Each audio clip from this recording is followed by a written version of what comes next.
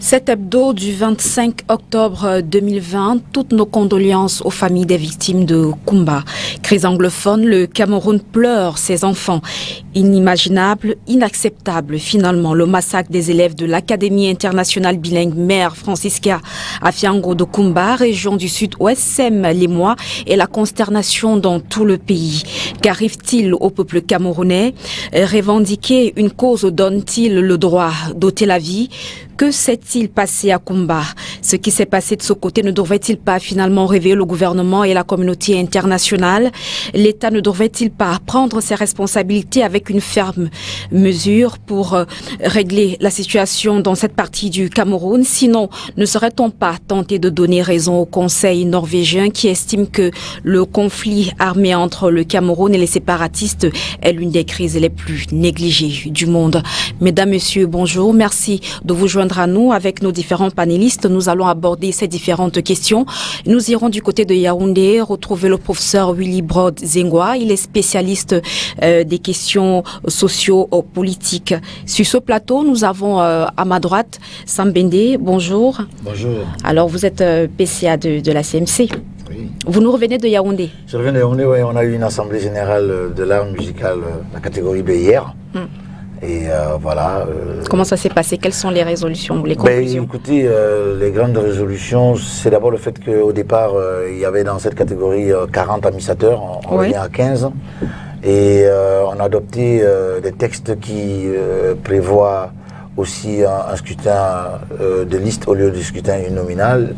Et une autre nouveauté, c'est un conseil de surveillance qui va surveiller les activités du conseil d'administration et de la direction générale. C'est une nouveauté. Et puis l'autre nouveauté, c'est surtout l'apaisement qu'a apporté le ministre des Arts et de la Culture vers une sorte de fusion, mais de manière graduelle, pour que nous puissions avoir une seule société qui gérera les droits de la catégorie B, art musical. C'est vrai que finalement, droit d'auteur au Cameroun, on a eu pas mal de projets pour essayer de coordonner et jusqu'ici, on ne trouve pas de réelle solution. Écoutez, même maintenant, je ne pense pas que le fait que nous soyons sortis de l'Assemblée générale hier va régler les problèmes dans son ensemble. Mais il faut quand même remercier le ministre des Arts et de la Culture, le ministre Bidon Quad, qui a réussi quand même à mettre dans la salle tous les intervenants et tous les acteurs de manière inclusive, afin que nous puissions trouver des solutions définitives et puis surtout taire les querelles. Il a parlé de l'apaisement, je pense qu'on va aller vers l'apaisement. Le 21, il y a des élections, il y a une nouvelle équipe dirigeante qui va se mettre en place. Je pense que tout cela va se passer comme hier. C'est vrai qu'il y a eu des joutes verbales, comme dans toute assemblée, mais dans l'ensemble, je pense que les acteurs devraient être conscients que la chance que le MINAC nous donne actuellement, c'est de retrouver la paix, l'apaisement et surtout mettre en place des structures, une structure forte. C'est vrai aussi qu'il y a un problème au niveau des textes. Il y a certaines dispositions qui sont passées, dont je regrette, qui sont des dispositions d'ordre public qui ne se retrouvent pas dans les statuts. Oui. Mais en même temps aussi, on pourrait dire que tout cela est perceptible. Et je m'interroge toujours, je n'ai pas bien été entendu hier, je m'interroge toujours pourquoi est-ce qu'on a adopté les textes d'une société en Assemblée générale ordinaire. Or, on adopte des textes et on les modifie dans l'Assemblée générale extraordinaire. Ça aussi, ce sont des choses qui peuvent poser des problèmes de droit et il va falloir y réfléchir très vite pour rattraper tout cela. Oui, c'est très important justement si on veut régler la situation des artistes au Cameroun. Christian, vous nous venez au Congo, c'est ça, vous nous venez du PCRN, vous sortez de Yabassi. Effectivement, merci Mireille, bonjour à tous vos nombreux téléspectateurs. Nous voulons nous joindre à vous effectivement pour souhaiter de notre compassion émue, n'est-ce pas, aux familles des parents qui ont vu perdre leurs enfants qui demandaient qu'à fréquenter du côté de les régions dites du nord-ouest et du sud-est. Effectivement, nous venons de Yabassi, nous avons assisté ici à la renaissance d'un club mythique de football. Je parle sous le contrôle, n'est-ce pas, de l'ENESAM qui connaît Bama FC Djunkam. Mais malheureusement, ce congrès qui a vu à sa tête désormais M. Jean-Jacques Miseke, qui est le nouveau président de ce club, Voyez-vous, c'est avec beaucoup d'enthousiasme, c'est avec beaucoup d'attente que nous avons eu la bénédiction des ancêtres et de toute la notabilité traditionnelle pour pouvoir, n'est-ce pas, monter en division d'élite dans notre championnat à venir. Merci d'être avec nous pour ce rendez-vous hebdomadaire. On va aller chercher Auriol qui est un tout petit peu perdu dans sa documentation. Bonjour, merci d'être là avec nous. Merci Mireille de l'invitation pour ce dimanche. Ça a beaucoup bougé du côté de Santa Barbara à Yaoundé au courant de la semaine. Oui, naturellement. Depuis la récente marche du 22 septembre, le président élu, son Excellence Maurice Kamto, est toujours victime d'agressions. Et aujourd'hui, jusqu'au jour d'aujourd'hui, des forces de répression sont postées devant son domicile. Et pendant que les gens demandaient qu'il sorte en voie, il a attendu le bon moment quand ses enfants sont venus lui apporter à manger et que des policiers ont estimé qu'il fallait l'autorisation du délégué général à la Sûreté nationale et de M. Galax Etoga. Il est sorti rencontrer ces commissaires divisionnaires-là. On continue de se demander qu'est-ce qui fait que des commissaires divisionnaires, des commissaires principaux qui sont les officiers supérieurs de la police camerounaise soient postés devant le domicile de quelqu'un qui ne représente absolument rien selon le RDPC et tous ses alliés. Et pendant ce temps, il y a un relâchement du côté de Kumba qui aboutit à ce que vous avez vu et à un communiqué avec une grosse annonce d'une forte délégation gouvernementale qui descendra à Kumba. On reste du côté de Santa Barbara. On a entendu parler, c'est vrai que la zone était cadrée par les forces du maintien de l'ordre, c'était pas évident l'accès de ce côté-là, jeudi. Alors on a entendu parler, on a vu des images qui ont circulé sur les réseaux sociaux, cette dame qui s'est pratiquement mise nue, un membre de la famille du professeur Maurice Kamto, ou bien c'était une militante du MRC? Non, c'est une militante et qui a commencé par être une sympathisante et qui, au finish, a adhéré aux idéaux du parti. Et je crois que ce qu'elle a fait, c'est un mouvement qui s'appelle très souvent le Bobitanab et qui a une symbolique très forte en Afrique. Donc, elle ne comprend pas qu'elle paye son déplacement, qu'elle voyage, elle va apporter les vivres à quelqu'un qu'on prive de liberté de façon totalement anarchique, de façon totalement barbare, sans aucune notification de la justice camerounaise, alors qu'on se dit dans un état de droit, et qu'on lui dise quand même que non. À l'heure où je vous parle, tous ces sacs sont toujours devant la barrière. Parce que lui, il a donc dit, les policiers ont voulu entrer avec. Jusqu'à ce dimanche. À l'heure où je vous parle, les sacs sont positionnés devant la barrière. Il leur a dit, comme vous voulez l'autorisation de Marganguele et Galax et Toga, demandez-leur donc d'appeler ces gens qui sont venus me donner, de venir me les remettre personnellement. Je ne prendrai aucun don si je ne sais d'où ça provient. Qui sont ceux qui sont venus me les apporter? Je ne les ai pas vus. Mais qu'est-ce qui coûterait au gouvernement camerounais qu'un gars paye son transport, qu'une maman paye son transport, elle arrive à Yaoundé pour donner à manger à quelqu'un, soit dit arrêté ou bloqué dans son domicile? Mais lorsque les commissaires divisionnaires ont fini de vérifier là, vous lui remettez, vous partez et les gars continuent de poster parce que c'est leur nouveau point. C'est la moindre des choses. Merci. Est-ce que le professeur Kamto a si faim que c'est qu'elle attendait la nourriture de cette maman-là? Auriol Choumi, donc quand votre belle-mère vous apporte à manger, Sam Bénédicte lui apporte à manger. On entrera dans les débats tout à l'heure. Merci Auriol. C'est la belle-mère, je peux comprendre.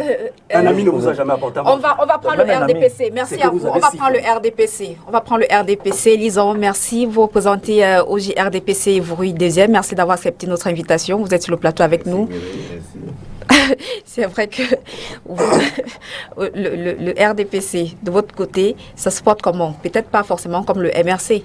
Bon, je ne sais pas pourquoi quand on parle du Real de Madrid, on parle d'unité, de, je sais pas moi, de Bafang ou quoi. Non, il faut savoir mettre les choses dans leur classe. On partage tous la même cours de récréation, mais quand on siffle la fin de la récréation, chacun regagne sa salle de classe. Il y a souvent de l'amertume quand j'entends on parle du RDPC, on parle du MSC. Ce pas deux choses qui se ressemblent. Je voudrais dire à mon frère Auriol Choumi que quand j'étais petit, quand une maman se déshabillait devant vous, ça avait une symbolique et ça marchait. Parce que la maman en elle-même d'abord portait en elle tout ce qu'il y a d'ancestral, tout ce qu'il y a d'ancestral. Elle était pure. et la malédiction passait. Toutes vos mamans là vont faire tout ce qu'elles font là comme comédie, ça ne va rien donner parce qu'elles ne sont même pas d'abord pures. Maintenant, dites-nous comment se porte le RDPC. Très bien. Nous préparons actuellement les régionales qui arrivent. Donc le RDPC, mais pour le moment, le RDPC est meurtri, le RDPC est abattu, le RDPC a mal de voir que des gens qui ont raté le combat politique et l'ont amené dans un combat insurrectionnel profitent de ce qui s'est passé hier à Kumba pour verser de l'huile dans le feu. Donc nous, au RDPC, nous avons pris la mesure.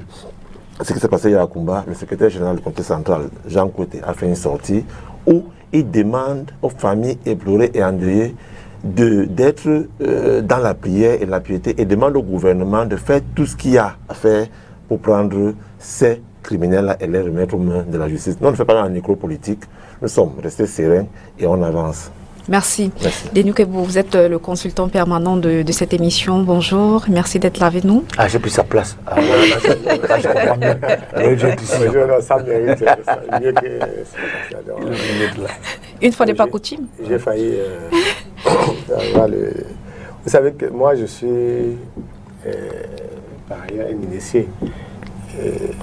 Quand on voit un initié sourire, ou rire, ça veut dire que l'heure est grave.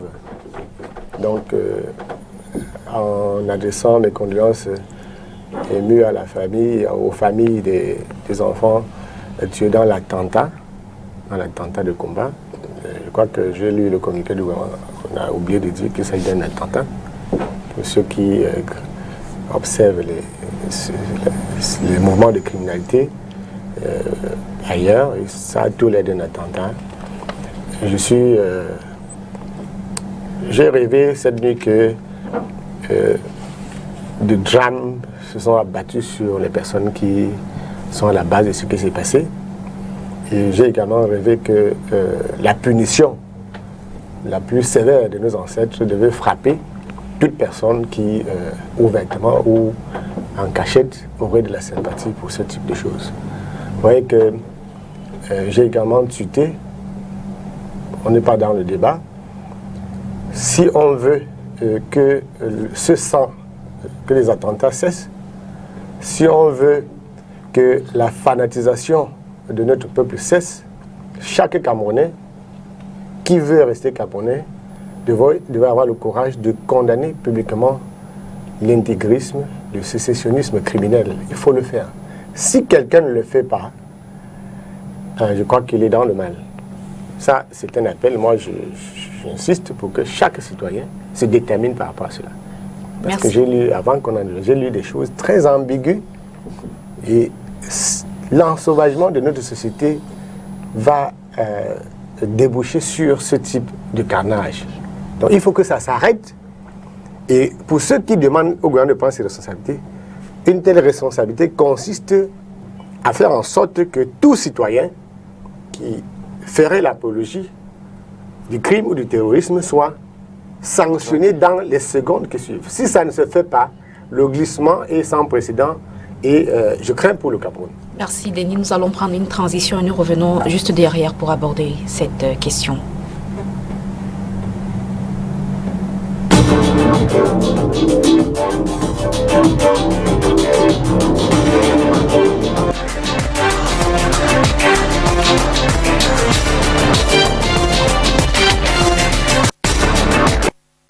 En effet, un groupe de près d'une dizaine de terroristes, munis d'armes de guerre et constitués en véritable commando, a fait irruption à bord de 3 motocyclettes dans l'enceinte du complexe scolaire privé dénommé Mother Francisca International Bilingual Academy et a froidement ouvert le feu sur des élèves se trouvant dans les salles de classe.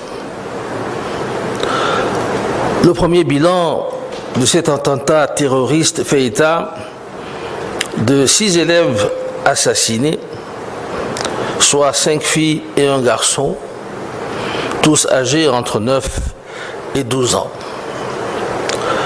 13 blessés, soit 10 filles et 3 garçons, dont 7 cas avérés préoccupants. il y a lieu de relever pour le regretter que le complexe... Je vous excuse pour ce léger désagrément. Alors, on le disait tantôt en entrée de cette émission que nous parlons de l'attentat d'Okumba. Ça s'est produit hier dans la région du sud-ouest Cameroun, qui est secouée depuis pas mal de temps, depuis environ 4 ans, soit depuis 2016 par la crise anglophone. Alors, sur ce plateau, nous en parlons avec nos différents panélistes. La question que je m'en vais vous poser à vous, Élisant, comment est-ce que vous percevez ce qui s'est produit hier à Kumba? Vous savez, quand on veut extraire le pu d'un abcès, il faut vraiment l'appuyer pour que ça sorte. Ce que je perçois hier, au niveau stratégique de la guerre qui se passe là-bas, c'est que ceux-là qui se revendiquent être sécessionnistes, qui veulent leur pays, n'ont plus les facilités d'atteindre ce qui représente l'autorité de l'État, c'est-à-dire les fonctionnaires. De l'autre côté, vous avez les forces de défense et de sécurité. Alors il faut poser un acte fort, un acte envers ce qui représente l'innocence, envers ce qui représente l'avenir de ce pays, pour que les cœurs soient meurtris et pour que les âmes soient blessées. Deuxième acte, vous verrez généralement que ce genre d'acte se pose avant la tenue d'un grand concert international. Concert dans le sens où l'Assemblée générale des Nations Unies arrive au mois de novembre. Il faut donc attirer l'attention de cette communauté-là pour que enfin, l'une des résolutions du Conseil de sécurité des Nations Unies soit qu'une intervention des casques bleus arrive dans ce pays. Ce qui est devenu, en grosso modo, politiquement interne, le dessein de certaines personnes qui n'arrivent pas à accéder au pouvoir par la voie des urnes. Il est donc clair que, quand j'ai fini de dire ça, tout à l'heure, monsieur, que vous parlez de ceux qui pensent qu'il faut encourager ce qui s'est passé hier, ceux qui estiment que c'est de la faute à tel ou à tel. Non, on a un niveau de barbarisme là qui n'explique rien du tout. Quand vous avez des individus qui sont allés en Europe tenir des réunions avec les ambazoniens et cotiser de l'argent pour une cause qu'ils estimaient noble, et que cet argent a servi à acheter des armes qui aujourd'hui tuent nos enfants, et que ce sont les mêmes qui viennent dans les plateaux de télé pleurer, parler de compassion et dire qu'ils sont meurtris, il y a une grosse comédie politique qu'il faut arrêter dans ce pays. Quand vous avez des évêques qui reçoivent ces gens en pleine messe, les bénissent et leur demandent de continuer en leur donnant la sanctification divine pour qu'ils continuent leur combat, il y a un autre problème. On est dans un pays où les gens ont pris la mesure de la crise anglophone comme quelque chose qui les arrange eux, parce qu'il faut à tout prix qu'on est dans le billard must go. Non, il ne s'agit pas de ça. Ce que je perçois moi en tant que quelqu'un qui voit les choses, c'est qu'il est donc temps, je pense qu'il est temps, que l'autorité même d'une république soit mise en branle. Parce qu'ailleurs, on ne verra pas ça. Vous remarquez, il y a 2 semaines, un enseignant a été décapité en France. Toute la communauté politique française a été unanime. On condamne le meurtre et on se met derrière le gouvernement pour que ce gars soit puni. Mais ici, chez nous, vous avez tout. Vous avez des gens qui vous disent que non, c'est à cause d'Atangandi. Le président élu a fait ceci. Vous avez des collègues à Denis Kwebo qui vous disent que non, dans le journalisme, bon, on ne sait même pas s'ils sont journalistes ou militants, on ne sait même plus. Et enfin, on fait non. À ce moment-là, on ne pourra pas finir. Et il n'y a aucun lien, je dis bien aucun lien, entre les revendications sécessionnistes et le meurtre de 11 enfants actuellement. Aucune revendication sécessionniste dans le monde. On tire sur les enfants. Aucune. C'est vrai que ce qui s'est passé est atroce. Sam, quand vous en arriviez, là vous étiez carrément tétanisé par ce qui s'est passé. Pour vous, qu'est-ce que ça explique finalement? D'abord, permettez-moi de m'approprier les propos pertinents de Kwebo tout à l'heure dans ses propos liminaires, dont je condamne fermement en tant que Camerounais ce qui s'est passé, fermement. Et personne de nous ne peut accepter ce qui s'est passé. Et je présente mes condoléances d'ailleurs à ces familles, même si les mots, aucun mot ne pourra apaiser la douleur de ces familles.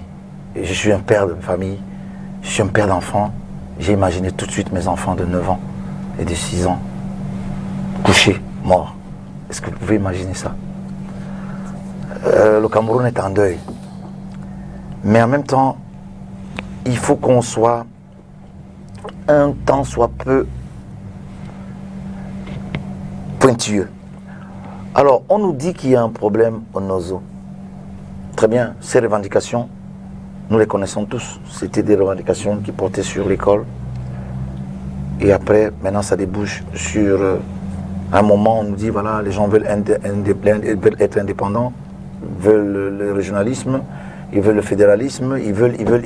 Et puis après, maintenant, on est dans une sorte de personne qui revendique un no man's land. On tue les enfants. Lorsque on nous dit que l'État doit intervenir, l'État c'est qui? C'est les forces de sécurité. Lorsqu'ils vont intervenir, on va dire ils sont en train de tuer. On va nous dire voilà maintenant les droits de l'homme et tout ça. Que faut-il faire finalement? Moi en tant que citoyen, simple citoyen, je suis perdu. Mais il faudrait bien qu'il y ait des solutions. Il faudrait qu'il y ait des solutions. On va continuer, je pense que l'État doit continuer, les forces de sécurité doivent continuer à sécuriser. Il faut que tous les Camerounais, où qu'ils soient en sécurité chez eux. Et je ne peux pas comprendre que quelles que soient les revendications qui peuvent donner en réalité à un débat, des joutes verbales, mais on tue des enfants. Pourquoi? Tuer des enfants, c'est tuer la liberté, tuer la jeunesse, c'est tuer l'espoir. C'est trop grave ce qui se passe au Cameroun, il faut arrêter ça. Maintenant, les propos de mon frère en face m'ont fait sursauter un peu. Il faut un peu atténuer parce que lorsqu'il parle des évêques, il incrimine un peu l'Église. Je ne suis pas sûr que l'Église peut bénir quelqu'un à perpétrer des crimes. Je pense que le rôle des évêques, c'est justement d'essayer d'apaiser. Bon, je ne sais pas comme il est journaliste, je suppose qu'il a ses sources.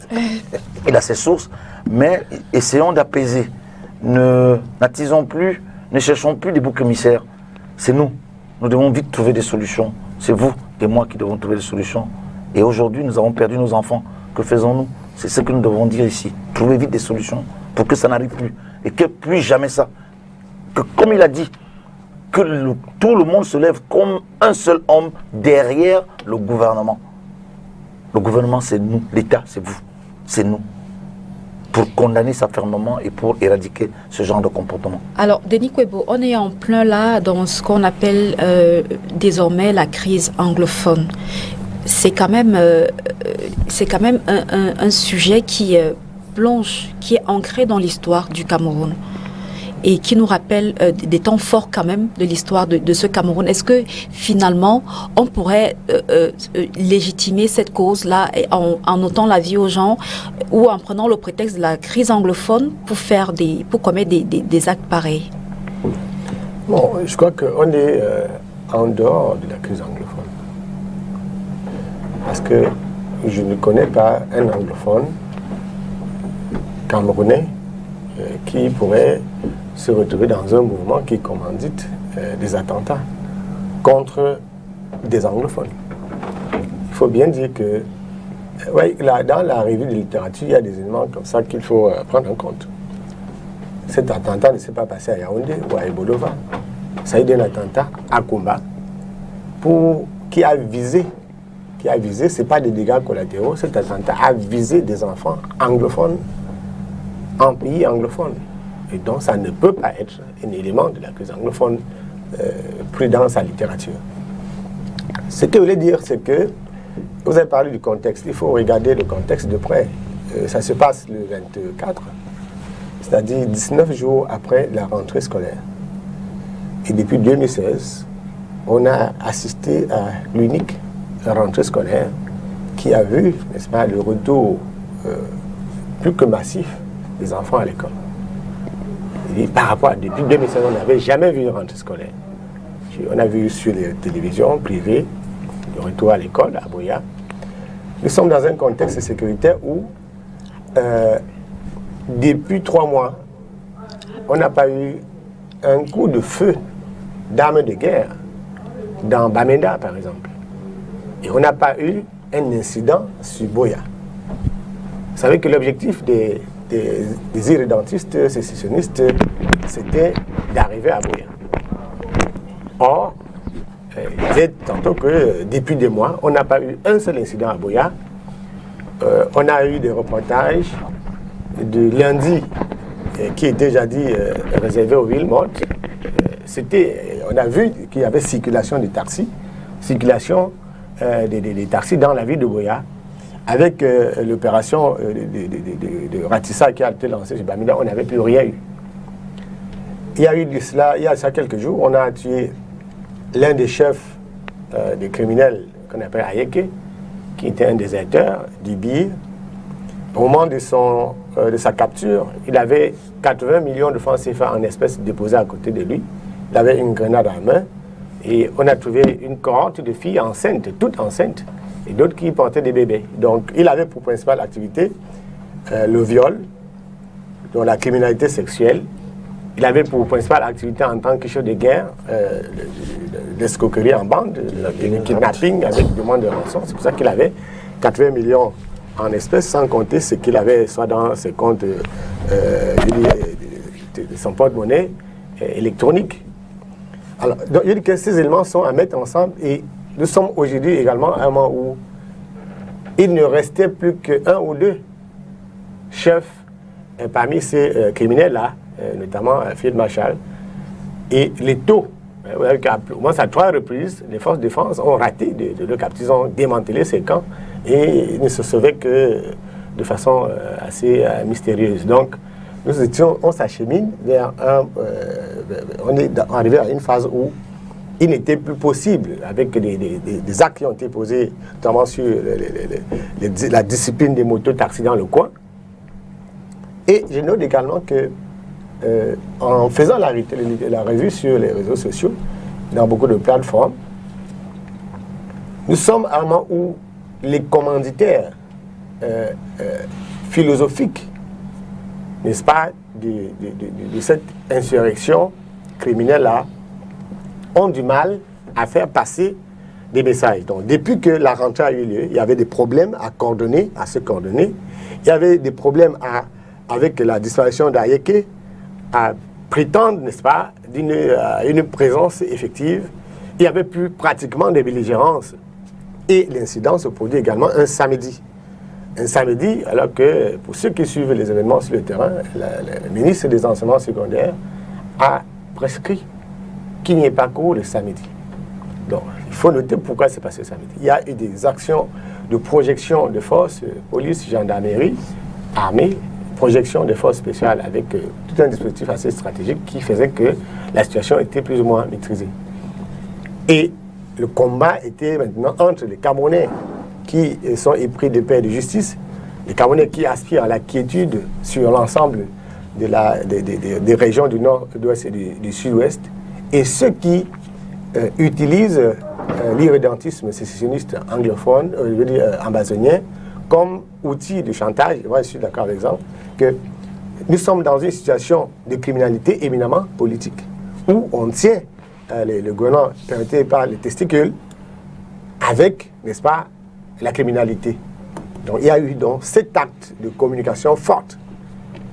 Pour sortir dans cette première prise de parole, je disais que dans les mouvements irrédentistes, la question de l'image est importante. Partout où il y a insurrection, les insurgés qui ont des ambitions politiques s'arrangent à soigner leur image. Ils évitent des bavures, ils évitent d'être en situation d'opposition frontale avec les populations. Donc, nous, tout le monde est donc convaincu que les populations anglophones ne font pas partie intégrante du dispositif de criminalité. La preuve, c'est qu'elles sont victimes, n'est-ce pas, de ces gens-là. C'est une lecture qu'il faut faire de façon assez froide. J'ai suivi tout à l'heure, ce matin, sur une chaîne, on disait que ce n'est pas à l'arme blanche que les enfants ont été visés. C'est avec des armes de guerre. Ils ont également utilisé des armes blanches parce qu'il ne faut pas oublier cette dimension fétichiste de la lutte, cette dimension barbare, parce que vous avez déjà affaire à des gens qui, grâce à toute la légion au-dessus de Warrior au Nigeria, ils consomment de la chair humaine, ils boivent du sang. C'est pour ça que les fusions de sang n'étaient pas seulement dues à l'utilisation des armes blanches. Et la première leçon que j'en tire, c'est que le gouvernement de la République du Cameroun, les forces de défense et de sécurité, ont plus que jamais, n'est-ce pas, obligation de légitimer le monopole de la violence. Si depuis, il faut, que nous sommes là, tout le monde est convaincu que il faut terroriser le terroriste.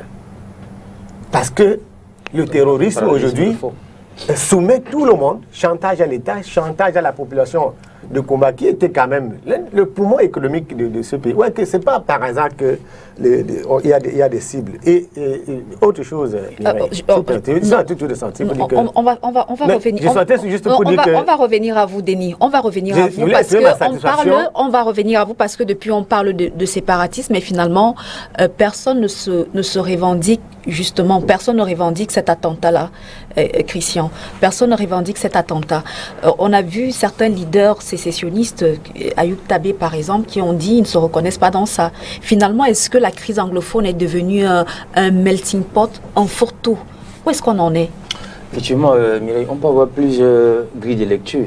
Effectivement, ça c'est l'une des conséquences de l'inconséquence de cette dimension, comment dirais-je, voilée entre autres autonomistes, mais davantage irrédentistes.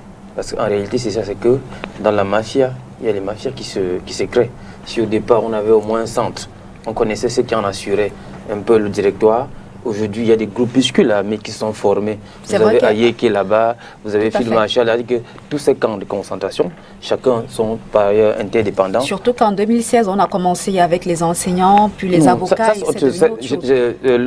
Denis a parlé tout à l'heure de la dimension visible, la dimension symbolique, l'image. C'est-à-dire, on est parti sur une cause a priori qui trouvait toute sa pertinence. Même si nous ne partageons pas fondamentalement celle-là, parce que nous croyons encore que ces revendications avaient une visée purement autonomiste, mais pas indépendantiste, parce que ce que ces gens revendiquaient au départ, c'était, n'est-ce pas, une décentralisation effective, c'est-à-dire rapprocher l'État auprès des populations locales, parce qu'on a l'impression que l'État est distant de nous. Maintenant, pour revenir à ce qui s'est passé hier, effectivement, il faut le condamner avec la dernière énergie. Et nous n'avons cessé de le dire, Denis, que ces gens qui ne devraient pas porter les armes doivent les déposer. Et il est temps, je l'ai fait dans un post hier, que l'État doit en assurer, ce qui fait sa spécificité. Parce que ce qui fait la spécificité de l'État, c'est qu'il est le seul à détenir le monopole, la contrainte physique légitime au sein de l'État. Aucun autre groupuscule ne doit tenir des armes au sein de l'État. C'est dommage quand même de voir autant de choses. C'est-à-dire, c'est affligeant, c'est amer, c'est consternant de voir autant d'enfants tués. Pourquoi pour une crise? Parce que là, qu'est-ce qu'il faut effectivement? C'est passer un message. Et aujourd'hui, nous croyons effectivement qu'il faut opposer un parallélisme de forme cinglant. C'est-à-dire, on est parti de la barbarie à l'ensauvagement. C'est-à-dire on a atteint un autre niveau. Et aujourd'hui, il faut que l'État, c'est à ce niveau où nous on questionne un peu, n'est-ce pas, les choix de l'ordre public étatique. Comment arrive-t-il? Parce que l'État qui est censé nous protéger, l'État qui est censé en assurer la sécurité des populations, aujourd'hui, il faut questionner effectivement la capacité de cet État à pouvoir le faire. S'il est dépassé, il faut en appeler effectivement d'autres sensibilités, c'est-à-dire d'autres... Peut-être la communauté internationale. Non, nous ne sommes pas vraiment qu'ils restent là. La société civile. J'en appelle les corps sociaux, c'est-à-dire il faut comme une communion autour de cette question. Parce que ce qu'on a fait, cela me permet de convoquer aussi la notion du grand dialogue national auquel nous avons participé. Effectivement, nous nous sommes dit que c'était une occasion de donner, c'est une occasion pour nous de donner une chance à résoudre définitivement la question de l'anglophonie identitaire. Effectivement, nous avons proposé la forme de l'État que vous connaissez. Il y avait des questions, des questions qui s'opposaient au départ. Dialoguer, mais dialoguer avec qui finalement? Non, ça c'est pas vrai. Est-ce qu'on a fait... C'est pas vrai. C'est pas vrai. Excusez-moi, Oriol Choumi, est-ce que vous pensez que... Mireille, vous n'avez pas quand même coupé quand même. En termes de parallélisme de forme, de parole... Je reviens à vous tout à l'heure. Vous avez parlé du grand dialogue. Justement, je vais parler de cette question avec Oriol Choumi. Est-ce que vous êtes satisfait? Est-ce que le grand dialogue, finalement, c'était la solution pour tenter de résoudre la crise anglophone? Sinon, dialoguer avec qui? Dialoguer avec qui? Venait exclusivement du RDPC. Et il fait bien de le dire.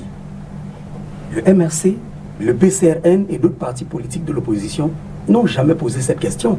Ce sont ces Charles Élisant et l'ensemble des communicateurs politiques du RDPC qui le disaient sur les plateaux et qui ont même contaminé les députés. Je tiens à vous dire, madame, que la question de la crise anglophone n'a jamais, mais alors jamais été évoqué à l'Assemblée nationale, malgré la témérité des députés SDF de l'ancienne législature et malgré aujourd'hui le courage de certains députés du PCRN qui sont à l'Assemblée nationale et qui font tout ce qu'ils peuvent. Vous avez vu un post de l'honorable Nourad Foster il y a de cela quelques mois où elle s'indignait de ce que finalement, qu'est-ce que ça devient? Il faut au moins s'aborder cette question. Je suis un peu, je voudrais déjà dire à M. Elisan qu'au niveau de l'église catholique, la paroisse Saint-Luc de Bafan ce matin a donné une messe d'action de grâce pour ce qui s'est passé hier. C'est un peu malsain de pointer un doigt accusateur sur l'église. Deuxième chose, M. Elisan a dit... Il finit, non, Denis. C'est pas, je conteste pas, que pour les fonctions de Riol, on a effectivement montré à la télévision l'événement dont il parle, mais comme ça m'a dit, on ne revient pas dessus. Il y a eu un incident où on a montré ça. Allez-y, Auriol. Je préfère qu'on le rentre. Allez-y, Auriol. Je voudrais donc dire que quand il a pris la parole tout à l'heure, il a dit, et j'ai noté, les sécessionnistes ne peuvent plus atteindre l'autorité de l'État, entre parenthèses, fonctionnaires et autres. Ça veut donc dire que ce que nous sommes en train de dire depuis un certain nombre de mois, d'années, se vérifie aujourd'hui. Tout le leurre qui est présenté par le gouvernement, soi-disant, non, la paix est déjà revenue, l'école est déjà là, c'est bon, vous pouvez revenir. Ce matin, le sous-préfet disait sur les antennes d'une chaîne de radio de Douala que le sous-préfet de Kumba, je crois Kumba 1er ou Kumba 2e, là, il disait non, j'ai envie je donne la garantie aux parents de ne pas avoir peur parce qu'une forte délégation ministérielle est en train d'arriver pour venir réconforter les parents. What next? Il se passe, madame, que le théâtre de la crise anglophone est aujourd'hui totalement dramatique. Et les chiffres, ils sont clairs. Ces enfants, au-delà du fait que Denis soulignait que non, on avait dit qu'ils ne partent pas à l'école le samedi. Si l'école a commencé, l'école a commencé. Comment vous pouvez comprendre que l'on vous dise qu'on a pris toutes les mesures de renforcement, de sécurité, on a mis toutes les dispositions en marche pour que les villes du sud-ouest et du nord-ouest soient sécurisées, mais que quand même, les gens utilisent ce que le ministre de la Communication a appelé des armes de guerre en plein cœur de la ville. Autre chose, Denis a dit tout à l'heure que il y a de cela plusieurs mois ou plusieurs années, on n'entend plus, il n'y a plus de coups de feu. Denis sait très bien que ce n'est pas vrai. Le 21 août et le 5 septembre. 21 août, c'était le jour le plus grave, de 8h à 16h. Le 5 septembre, l'armée a pu repousser. Ça fait moins de 3 heures de temps. Mais les coups de feu continuent. Et il y a des zones dans le sud-ouest et même dans le nord-ouest qui sont encore totalement contrôlées par les séparatistes. Il revient, vous comprenez donc il parle de solidarité active également. Et il a envie que tout le monde se mette derrière le gouvernement. Mais quand vous écoutez un artiste, un homme politique, un consultant, tous sont en train de dire la même chose. Ils sont derrière le gouvernement. Mais entre-temps, madame, chaque mois, sur le bulletin de paye des Camerounais, et même sur ceux qui n'ont pas de bulletin de paye, on coupe 720 francs pour donner à la CIA TV, soi-disant redevance audiovisuelle. Vous savez ce qui s'est passé hier? Il s'est passé que sur les antennes de la chaîne nationale, c'était le concert de Sergio Polo. Mais Charles Elie oublie que quand il parle du professeur qui a été assassiné, ceux qui ont impulsé la dynamique de solidarité nationale, c'est la presse. Tous les médias français. On prend les consultants, on appelle Sambende, on appelle Denis, on appelle Christian Diop dans son domaine, on appelle telle personne, on appelle telle autre personne. À la chaîne, c'était le concert de Sergio Polo qui passait. Chaîne nationale et plusieurs autres chaînes privées. Et là, je ne vais pas attaquer les chaînes privées parce que, oui, je ne vais pas les attaquer. Ils ont leur ligne éditoriale, je ne paye pas de redevances audiovisuelles chez eux. Donc, vous comprenez que on peut bien se mettre derrière le gouvernement. Mais pour l'instant, nous avons des députés qui ont, comme eux ils aiment bien dire, l'assentiment du peuple. Les voilà. Lui, le PCRN, le SDF et tous ceux qui sont à l'Assemblée nationale, 4 ans plus tard, bientôt 5 ans, en janvier, aucun sujet à l'Assemblée nationale du Cameroun. Le Sénat, niet. Et le gouvernement a fait un communiqué. Après, what next? Sambende, on se rend compte aujourd'hui, qu'il y a pas mal de décès qui se succèdent dans la zone anglophone, notamment au nord-ouest, au sud-ouest, on va le préciser, on a très souvent vu la communauté internationale effectuer des sorties pour incriminer le gouvernement camerounais. Alors, avec ce qui s'est passé aujourd'hui, que va dire, selon vous, que peut dire la communauté internationale? Je pense que la communauté internationale devrait être embarrassée et son sentiment devrait être mitigé parce que c'est trop facile lorsque les forces de défense et de sécurité vont prendre le taureau par les cornes. Il ne faudrait pas qu'on dise que voilà, le Cameroun, le gouvernement camerounais est en train de tuer parce que les droits de l'homme. Mais ici, je n'entends pas encore, attendons, peut-être d'ici demain ou après-demain, la communauté internationale va s'émouvoir. Mais je trouve quand même qu'elle est en retard, parce que généralement, elle se meut à la minute. Il y a quand même des enfants camerounais qui sont morts dans des conditions où on les a assassinés. Christian a utilisé un terme d'ensauvagement.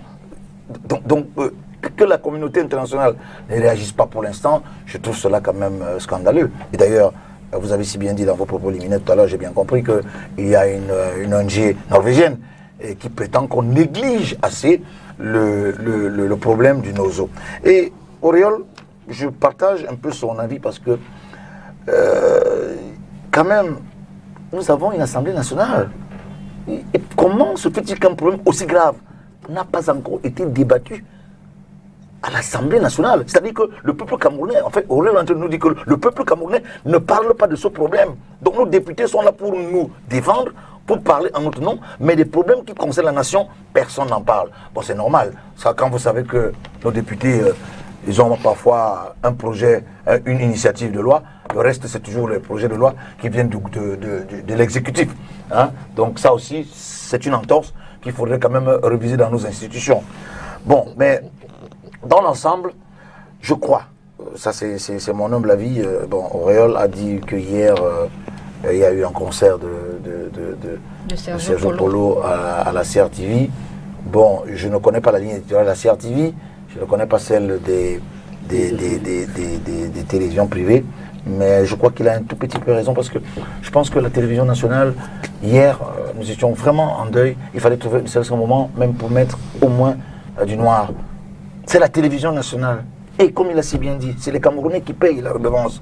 Donc on ne peut pas être en train de chanter, de jouer. D'ailleurs, ce n'est pas la faute à Sergio Polo. Il n'a pas demandé, ce n'est pas sa faute, il n'a pas demandé qu'on diffuse son concert à travers la CRTV. Mais je m'attendais quand même. C'est très grave ce qu'Auriol dit. Moi, je trouve quand même que la CRTV aurait pu, hier, franchement, mettre vraiment en noir, pas de musique, au moins débattre, même tout de suite parler de cela. Mais bon, je ne connais pas la ligne éditoriale de la CRTV, mais je partage franchement ton indignation et je suis d'accord avec toi. Auriol, Elisan, merci, on va revenir à vous, je vous en prie. Elisan, le RDPC est majoritaire à l'Assemblée nationale. Qu'est-ce qui explique le fait que la question de la crise anglophone ne soit pas, abordée justement, ne soit pas réellement abordée dans le fond, réellement abordée dans le fond à l'Assemblée nationale, parce que finalement, ça date quand même de très longtemps, cette histoire de massacre dans la zone anglophone, et on n'en parle pas. Et même quand on aborde le sujet à l'Assemblée nationale, c'est avec une certaine légèreté. Qu'est-ce qui fait problème? Et pourtant, vous, le RDPC, vous avez quand même les moyens de pouvoir faire bouger les choses. Quand vous dites nous avons les moyens de faire bouger les choses, en termes de quoi? Le plus rappelle que le RDPC est un parti politique. Le RDPC n'est pas l'armée camerounaise, le RDPC n'est pas l'Assemblée nationale, le RDPC n'est pas... Vous êtes majoritaire à l'Assemblée nationale. C'est autre chose. Le RDPC, c'est un parti politique qui fait aussi des propositions comme les autres partis qui sont à l'Assemblée.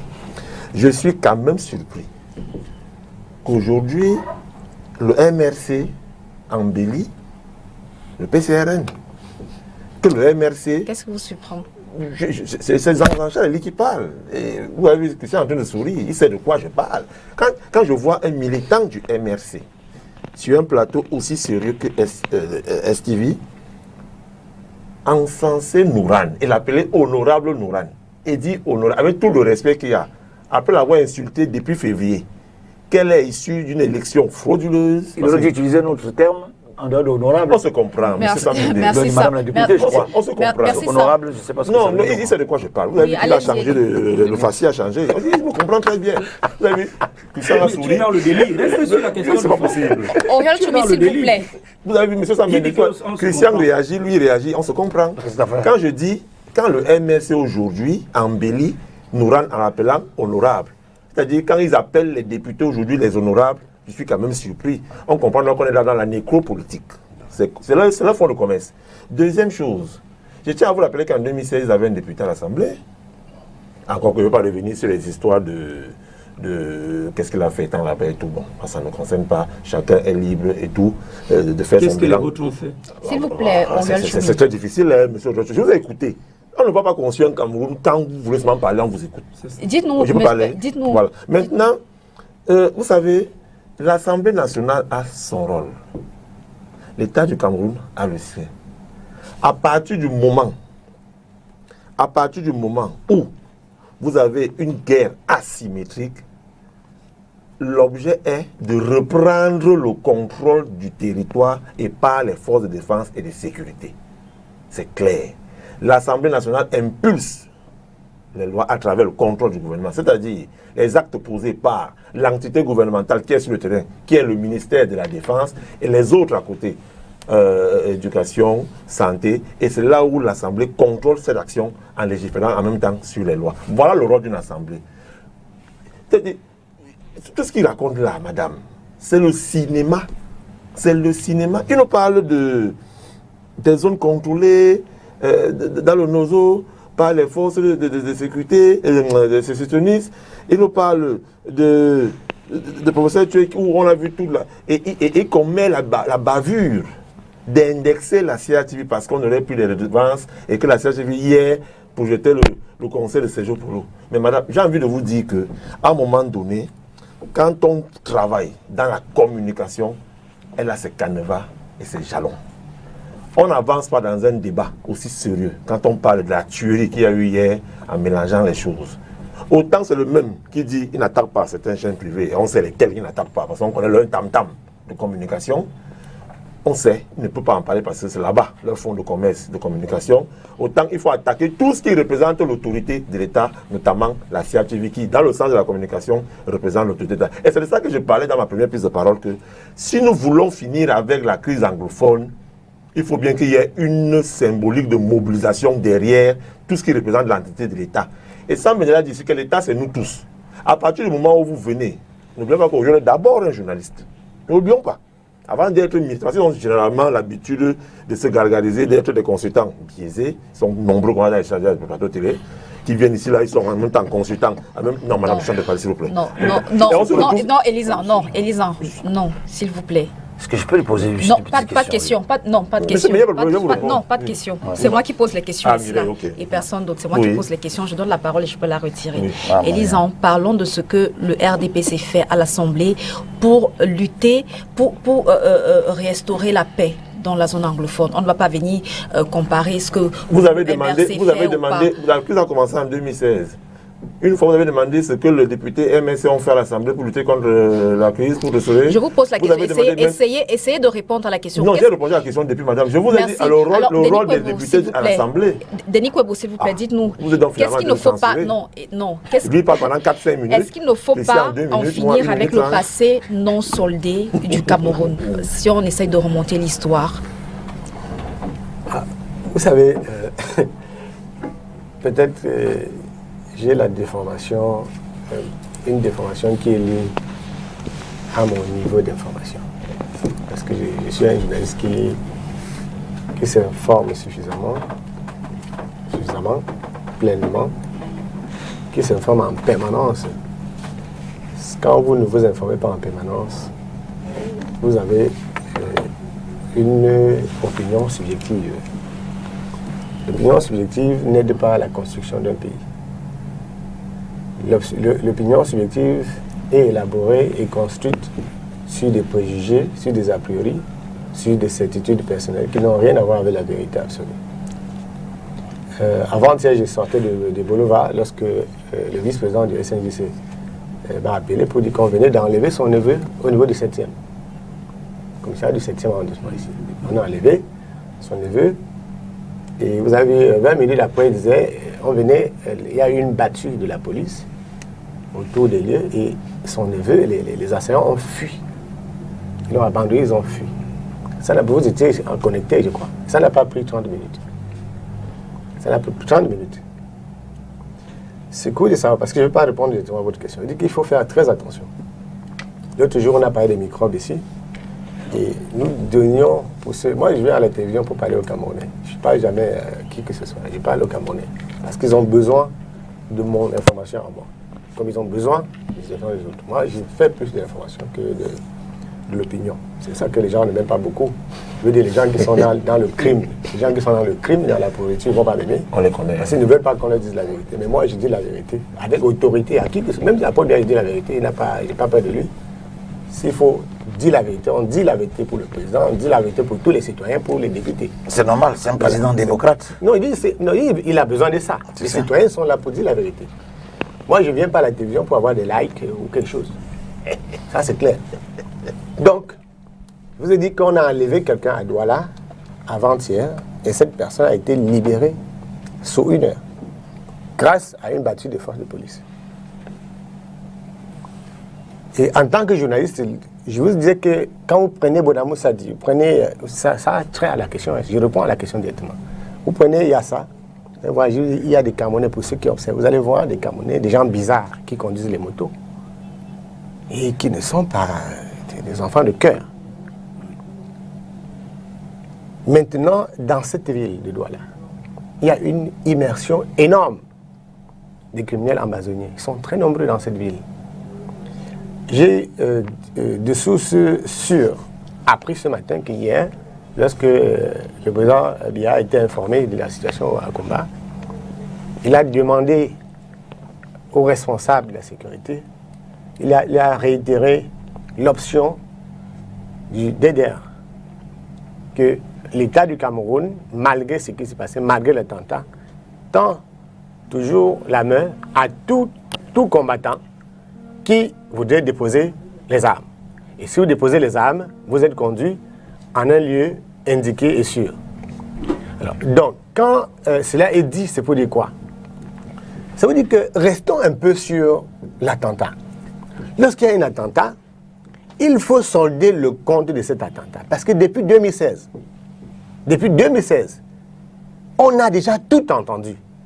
Et la crise perdue pour une simple raison, c'est vrai que j'ai parlé de bilan ambigu. La crise perdue parce que lorsque les Américains luttaient contre les talibans, on n'a pas de plateau de télévision aux États-Unis où chaque citoyen doit dire comment on doit faire. Ça, ce n'est qu'en enfer qu'on réfléchit comme ça. Lorsqu'on n'est pas en enfer, on ne demande pas. On demande RDPC, vous voulez quoi? MRC, PCRN. Ils n'ont rien à voir parce qu'ils n'ont jamais été militaires ou policiers. Je ne sais pas si vous avez été policier. Ce n'est pas à nous. Des gens sont morts, massacrés. Et on demande aux citoyens qui aiment la vie. Moi, j'ai des enfants qui ont à peu près l'âge de ceux qui ont été tués, citoyens camerounais. Ce qu'on doit dire, c'est ce que nous pensons de cet état de fait actuellement au Cameroun.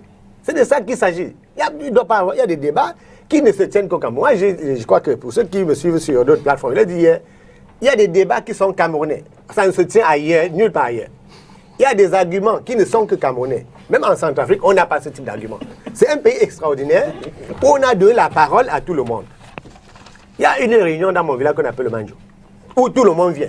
Femmes, enfants, vieillards, jeunes. Tout le monde a droit à la parole. Et parole équitable. Imaginez qu'un type qui n'a jamais pensé à faire un enfant vous dira non, ce n'est pas bon de faire les enfants. Celui qui ne veut pas protéger la vie vous dit ben, la vie ne sert à rien. Ce n'est pas une fois. Nous sommes là dans le cas du Cameroun, qui est devenu indépendant en 1960, qui a un drapeau qu'on doit défendre. Et lorsqu'on parle des choses de ce pays-là, vraiment, je peux vous demander avec vraiment beaucoup de respect à ceux qui sont du RDPC, MRC.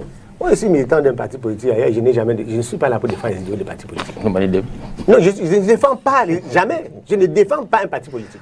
Jamais, je ne l'ai jamais fait. En bien ou en mal, je ne suis pas là pour parler de parti politique. Donc, parce que nous sommes là face à un attentat, je souhaite qu'on se recentre sur l'attentat. Parce que je ne suis pas sûr qu'il y ait un parti politique au Cameroun qui pourrait dire je suis pour les attentats. C'est clair. Donc pour l'instant, je n'ai pas encore appris ça. J'ai souvent suivi Maurice Kamto, j'ai suivi le Cabral Libi ou les dirigeants de RDPC. Je n'ai jamais entendu quelqu'un dire je suis pour les attentats. Si on sort des attentats, on va rentrer dans les éléments subjectifs. Je suis en train de revenir. Tout à l'heure, quand je n'ai pas dit que... j'ai dit depuis 3 mois. Et les faits sont là. Et pour ceux qui peuvent analyser les indices sécuritaires, il y a eu attentat à Kumba hier parce que la situation est en train de se normaliser.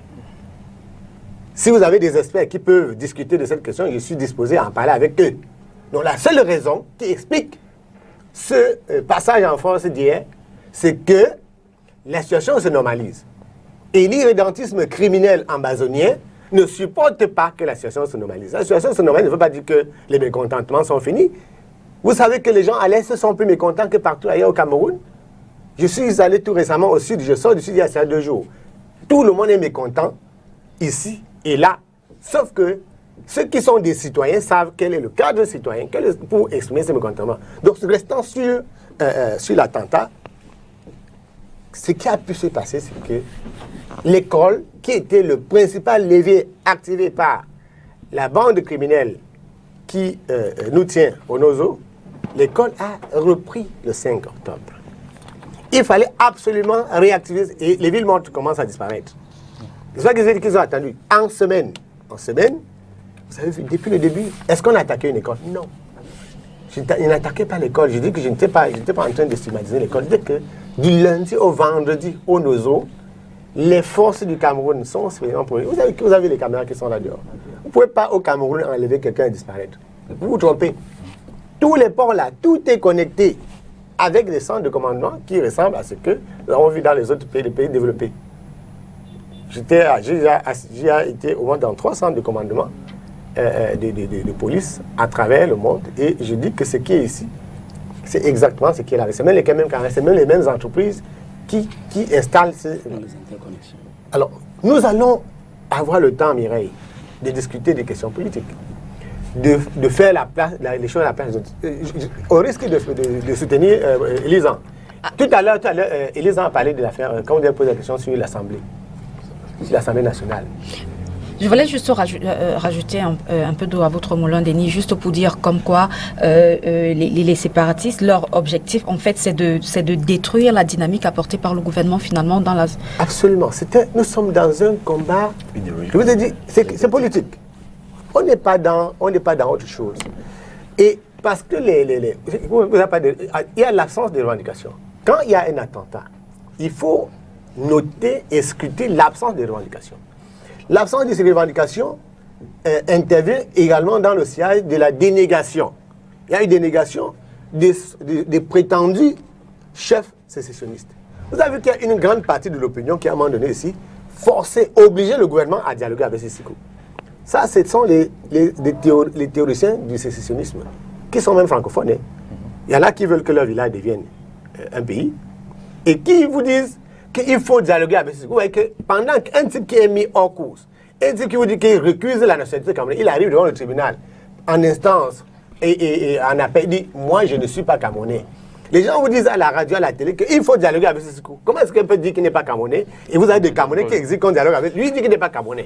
Donc, je ne veux pas... Il a dit qu'il n'est pas lui camerounais. Il n'est pas de ce pays, il ne parle pas au tribunal, il dit « Je ne suis pas camerounais ». Comment donc vous voyez que quelqu'un qui dit qu'il n'est pas camerounais, il dit qu'il est amazonien?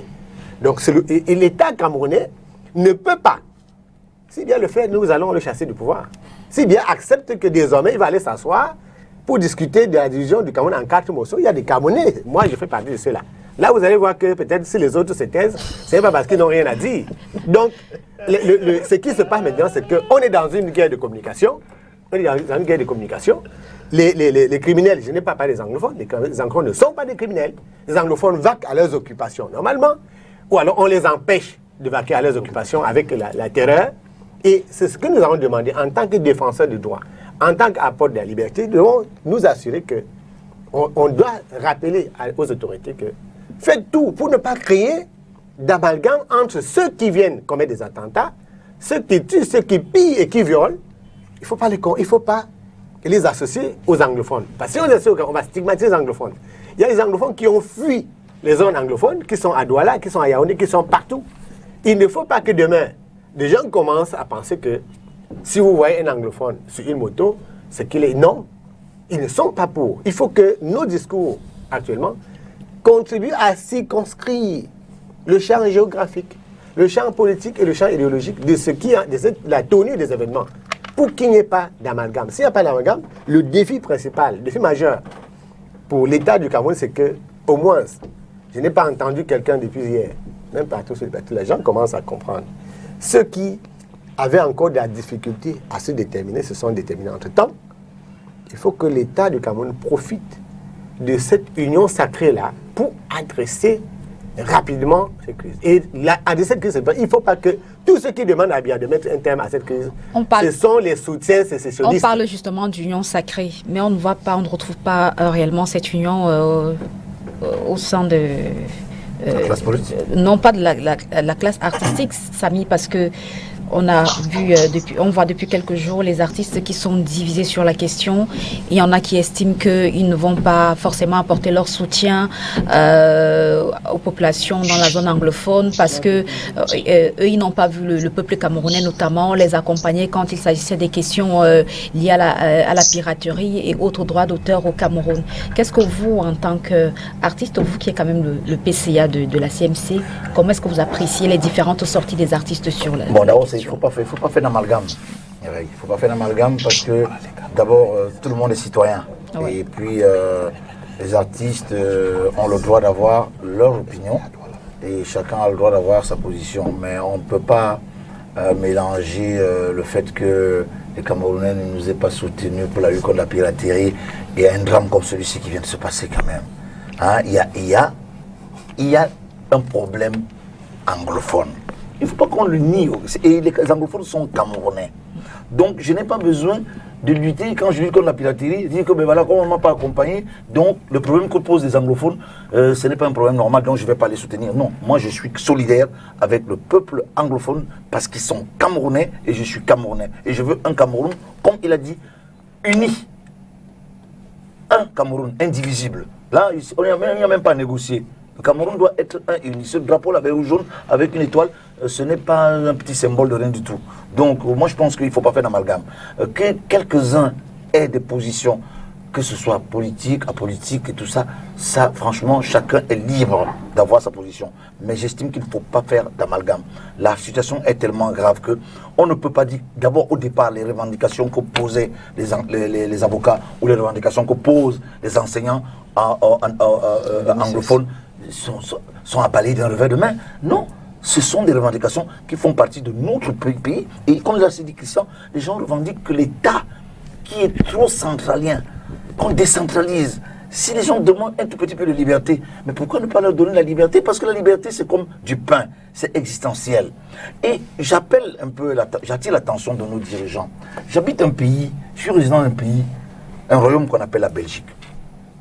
Lorsqu'on commence à négliger des problèmes comme ceux des anglophones, on arrive à un moment, comme en Belgique, à avoir un gouvernement fédéral où on n'arrive pas à avoir un premier ministre. Souvenez-vous, il y a quelques années, nous sommes restés près de 530 jours parce qu'il y a un problème entre les Wallons et les Flamands, les francophones et les autres, qu'on appelle les Flamands. Donc, ce problème, il ne doit pas être négligé. Il faut le prendre de fin en comble. Parce que vous ne pouvez pas dire que ce que revendiquent nos frères anglophones ne peut pas être légitime. C'est fort légitime. Je suis allé dans ces pays-là, je suis allé dans ces zones de ce pays. J'ai fait le nord-ouest, j'ai fait le sud-ouest et tout. Mais je vous assure que pour parler terre à terre, je vous le dis encore, parlons terre à terre, expliquez-moi. Nous avons à Limbé la Sonara. Expliquez-moi, les impôts de la Sonara, c'est où? Est-ce qu'elle profite, franchement, est-ce que les impôts là profitent à la zone anglophone? Pourquoi faut-il que parfois dans certains endroits où il y a au nord-ouest, il n'y a même pas, vous n'avez même pas la possibilité pour aller chercher de l'essence, vous faites des kilomètres et des kilomètres. Il n'y a pas un hôpital de référence, il n'y a pas nécessairement des écoles de référence. Non, excusez-moi, quand vous arrivez à Bouya, il y a juste une seule avenue et il n'y a rien d'autre. En fait, il n'y a pas d'urbanisation, il n'y a pas un plan d'urbanisation. Et ça, vous dites que les anglophones ne doivent pas le parler, ils ne doivent pas le dire, ils ne doivent pas l'exiger. que les avocats se taisent alors qu'en réalité il y a des problèmes de droit. Hein? Même, je vais plus loin, permettez-moi. Vous savez, il y a un souci. Avant, on disait Manfakumba. C'était un peu péjoratif. Après, c'était les anglophones. Après aussi, c'était pour dire, bon, les gens disent que ce n'est pas une injure, et c'est vrai, on dit, le Bamileke là, et tout. Ces petites choses, nous avons laissé prospérer cela, et c'est en train de nous rattraper aujourd'hui. Mais tout cela profite à qui, au fait? Finalement, le marchand d'armes, il a intérêt à ce qu'il y ait de la guerre. Parce que, même si à un moment, il y a eu des déviances, il y a des gens qui veulent la sécession, il y a ceux que vous appelez aujourd'hui ambazonnières, et tout ça. Bon, tout cela profite à qui? Je m'interroge, je vous parlais tout à l'heure en off, en vous disant, est-ce que, au fond, il n'y a pas une guerre d'intérêt? Regardez bien le nord-ouest et le sud-ouest. Personne ne nous dit si ce flanc du pays est riche en sous-sol. Personne ne nous dit. Est-ce que ça ne peut donc pas être une source de ce problème? Le problème que nous avons aujourd'hui, c'est de vouloir contrôler. Et qui est derrière tout ça? Voilà. Qu'est-ce qu'on fait pour arrêter la crise? On fait la guerre, le gouvernement fait la guerre avec les séparatistes, on dialogue, ou bien faut-il que Paul Biya descende du côté du nord-ouest et au sud-ouest? Christian, qu'est-ce qu'il faut faire? Mireille, effectivement, il faut comprendre que le niveau qu'atteint, n'est-ce pas, cette dimension chrysogène aujourd'hui, une seule solution ne peut pas résoudre ce problème. Effectivement, je vais me joindre aux prises de parole de Denis et du grand frère Sam, ici, pour dire effectivement que si on est d'accord qu'il faut une construction d'une solidarité nationale autour de cette question, il faut également qu'on intègre d'autres réalités. Parce que la question de fond, Denis, c'est qu'on ne s'est jamais entendu sur ces problèmes, qu'on le veut ou non, c'est une question identitaire qui s'est posée au départ. Et voilà, tant que le gouvernement va toujours mépriser cette question, on n'aura jamais résolu cette problématique. Il y a une identité culturelle. Bien sûr, voilà. C'est pour ça que nous avons, nous, au niveau du Parti camerounais pour la réconciliation nationale, et d'ailleurs, en passant, je vous fais cette exclusivité, le président Karbal Libi va donner une conférence de presse demain au siège du parti à 14h pour préciser, n'est-ce pas, notre position autour, n'est-ce pas, de cette construction de cette solidarité nationale. Nous l'avons dit. Aujourd'hui, ça, c'est métastasé désormais, oui, mais par ailleurs, la question de fond demeure. On a dit c'est la question identitaire et que cette question identitaire ici était celle de la forme de l'État. Et nous avons proposé pour résoudre définitivement cette crise, parce que ça, il faut agréger, n'est-ce pas, toute la communauté nationale au sein, parce que c'est un problème qui peut être résolu en quelque temps. Nous, on l'a dit. C'est pour ça qu'on a proposé comme forme de l'État, et c'est que j'en aime pas entendre parler ça, le fédéralisme communautaire, mieux encore le régionalisme identitaire. Parce que là, quel est le problème de départ? Parce que c'est ça le problème de départ, M. Denis. Le problème de départ, naturellement, est celui de l'identité anglophone, l'identité culturelle anglophone, d'une identité importée, voyez-vous? C'est-à-dire, on nous impose aujourd'hui le colon, en fait. On est en train de revendiquer le retour au colon. Globalement. Or, nous, on dit on peut se retrouver avant le 4 mars 1916, c'est-à-dire le temps où on a partitionné, n'est-ce pas, les deux zones, comme, pour revenir à cet état de choses, pour comprendre effectivement, si vous prenez la zone de Limbe, Kumba et autres, pour revenir jusqu'à Douala, c'est la zone essentiellement Sawa, les Bakouyeri et autres, c'est-à-dire on est dans l'aire culturelle Sawa, on pourrait, n'est-ce pas, aménager. Et on l'a dit, que tant qu'on va toujours nier, c'est-à-dire les différences, qui contribue, elle, à construire l'unité nationale, il y aura un problème fondamental. C'est là où le problème de fond se trouve. Et tout ce qu'on fera jusqu'ici, tout ce qu'on est en train de faire, c'est du cosmétisme. Le point de fond, c'est tout à la question de savoir si ça doit se faire avec les lames de rasoir, les bombes, ou si ça doit se faire dans le cadre. J'en viens effectivement. Ce dialogue, effectivement, doit être étagé, doit être imagé. Il y a les symboles, il y a des images, on a proposé. Parce que comment vous pouvez me dire, effectivement, pour revenir à la question du dialogue, nous on a dit, on est partie prenante à toute forme de dialogue, c'est-à-dire à toute solution qui contribuerait à faire avancer les choses, nous s'allierait. C'est l'une des raisons fondamentales pour lesquelles on est allé au grand dialogue national, dont est ici une des résolutions, encore que je le reprends aussi aujourd'hui, ces résolutions qui ont été teintées d'une certaine légitimité parce qu'acceptées de tous les corps sociaux qui ont participé devraient s'imposer à l'ordre étatique. Et c'est ce gouvernement qui refuse d'implémenter cette décision issue du grand dialogue national qui nous freine. Parce qu'aujourd'hui, j'ai dit la seconde idée, c'est que les régions à statut social qui seront mises en place dans les régions du Nord et du Sud-Est, c'est pour ça que nous allons aux élections régionales. On vous a dit c'est l'une des... Parce que nous voulons donner une chance effectivement à ce dialogue, nous voulons donner une chance à la résolution de cette crise. Donc c'est autant de paramètres qui feront, c'est que effectivement l'ordre politique établi à Yaoundé doit être moins sourd, Denis Kwebo. Ça aussi c'est la vérité. On a toujours l'impression que ce gouvernement est demeuré autiste, qui ne comprend pas effectivement où on va, alors que les solutions s'offrent à lui. C'est vrai qu'on a l'impression au fond. On a eu l'information d'une réunion de crise qui s'est tenue hier à Yaoundé et on est tenté de poser la question de savoir qu'est-ce que finalement c'est suffisant d'enchaîner, de multiplier les réunions de crise et puis... Oui, effectivement, vous voyez toute notre déception encore. Au sortir d'une réunion de crise, on vous dit qu'il y a une grosse délégation qui va aller dans le sud-est. Je ne sais pas pourquoi faire. Or, on attendait à la seconde, effectivement, pour pouvoir rassurer les uns les autres dans des pays un peu sérieux, comme ça on l'a dit tout à l'heure. Le Premier ministre se serait prononcé, le Président de la République se serait prononcé. Au moins là, de façon d'ordre symbolique, ça rassure les Camerounais. Le Président doit tenir un discours en disant que, effectivement, l'État ne pliera pas les Chines. Parce que ce qu'on entend, ce qu'on laisse voir ici, c'est que l'État a perdu le monopole de la contrainte physique légitime dans cette partie du territoire. Donc, une partie de la souveraineté de l'État du Cameroun est remise en question. C'est pour ça que tout à l'heure, j'ai questionné les choix de cet ordre étatique. Et ce qui ne remet nullement en cause le fait que nous sommes d'accord de construire une unité organique et solidaire autour du gouvernement de la République, pas du gouvernement RDPC, je veux faire la différence, autour du gouvernement de la République, naturellement, pour mettre un terme définitivement à cette... Parce que quand on a des enfants qui sont tués, c'est l'avenir du Cameroun. Pour Mireille, pour vous et moi qui sommes peut-être les plus jeunes de ce panel, c'est difficile.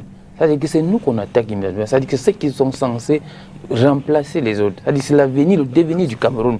C'est-à-dire que c'est un message fort qu'on lance. Voyez-vous, on veut tuer l'école, on veut tuer les autres. Et c'est là où la deuxième grille de lecture arrive. Effectivement, il y a une question, c'est-à-dire que ceci profite à qui? Qu'on le veut ou non. À qui profite le crime? À qui profite le crime? Il y a une dimension politique. Cette dimension politique elle-même qui a entraîné d'autres éléments, qui s'issue, n'est-ce pas, la dimension politique, c'est-à-dire l'économie de la guerre. Parce qu'effectivement, il y a des gens qui vendent des armes, comment les armes font pour entrer au Cameroun, et c'est d'où j'ai parlé de la sécurité. C'est-à-dire cet État qui est censé protéger et sécuriser les Camerounais est quelque peu absent. Ça, c'est la vérité. C'est-à-dire, en pratique, où est-il? Il ne rassure pas. Monsieur le Président de la République, où êtes-vous? Qu'attendez-vous? Mais vous laissez que je quand même. Laissez-moi. Vous n'avez pas me couper à chaque minute quand même. À chaque fois quand même, je parle une minute et vous me coupez. Est-ce que vous avez parlé plus de 5 minutes? Non, je voulais chuter en fait. Non, merci. Auriol, est-ce qu'on pourrait espérer une descente du président Paul Biya sur le terrain? Est-ce que ça pourrait changer les choses? Oui, même symboliquement quand même. Merci, je ne vous ai pas donné la parole. La question, est-ce qu'on pourrait espérer une descente de Paul Biya sur le terrain? Réponse. Non. Depuis l'élection du 9 octobre 2018, Paul Biya fait une seule descente sur le terrain. C'était à l'occasion de la finale de la Coupe du Cameroun. Et il avait empêché, justement, que les deux finalistes aient une chance de jouer, du moins le vainqueur, ait une chance de jouer en compétition africaine. Parce qu'il a organisé, comme d'habitude, son calendrier, lui seul sait. Il a fait organiser cette finale de Coupe du Cameroun tardivement. La CAF a suspendu le représentant du Cameroun. Conséquence, le Cameroun n'est pas parti en compétition africaine avec tout ce qu'il y a derrière 2018. Il n'y a pas de représentant africain. Vous comprenez? Je vous donne le nom de représentant africain. Vous comprenez? Je parle de la finale de la Coupe du Cameroun et vous me donnerez le nom. Vous me direz dans quel pool il a joué. Vous comprenez donc qu'à l'heure actuelle, madame, ça fait 2 ans que M. Biya est porté disparu. Revenez même à la campagne présidentielle. Il a battu campagne à Marois pendant 15 minutes. sous le couvert du président de la République. C'était fini. Jusqu'au jour d'aujourd'hui, il pose la question, Christian, où est M. Biya? La question, elle est là. M. Biya n'est nulle part. Nous avons entendu, entre guillemets, avant d'arriver même sur ça, son livre a été dédicacé pour le libéralisme communautaire. C'est-à-dire que Sam Bende écrit un ouvrage et c'est Christian Diogé et Auréole Tchoumi qui vont dédicacer. Pas le gouvernement RDPC. M. Biya est porté disparu. M. Biya fuit ses responsabilités. Je vais vous dire, dans la nuit du 13 au 14 novembre 2015, parce qu'ils aiment bien la France, la mère patrie, le Bataclan a été attaqué. Denis a parlé d'attentat. Effectivement, c'est un attentat qui a eu à Kumba. Dès que les forces de sécurité françaises ont mis hors d'état de nuire ces gars, le premier à arriver sur le terrain était le président de la République. C'est ce qui s'est encore passé l'autre jour. Emmanuel Macron, après son premier ministre, est arrivé sur le terrain. Et je vais vous dire une chose, madame.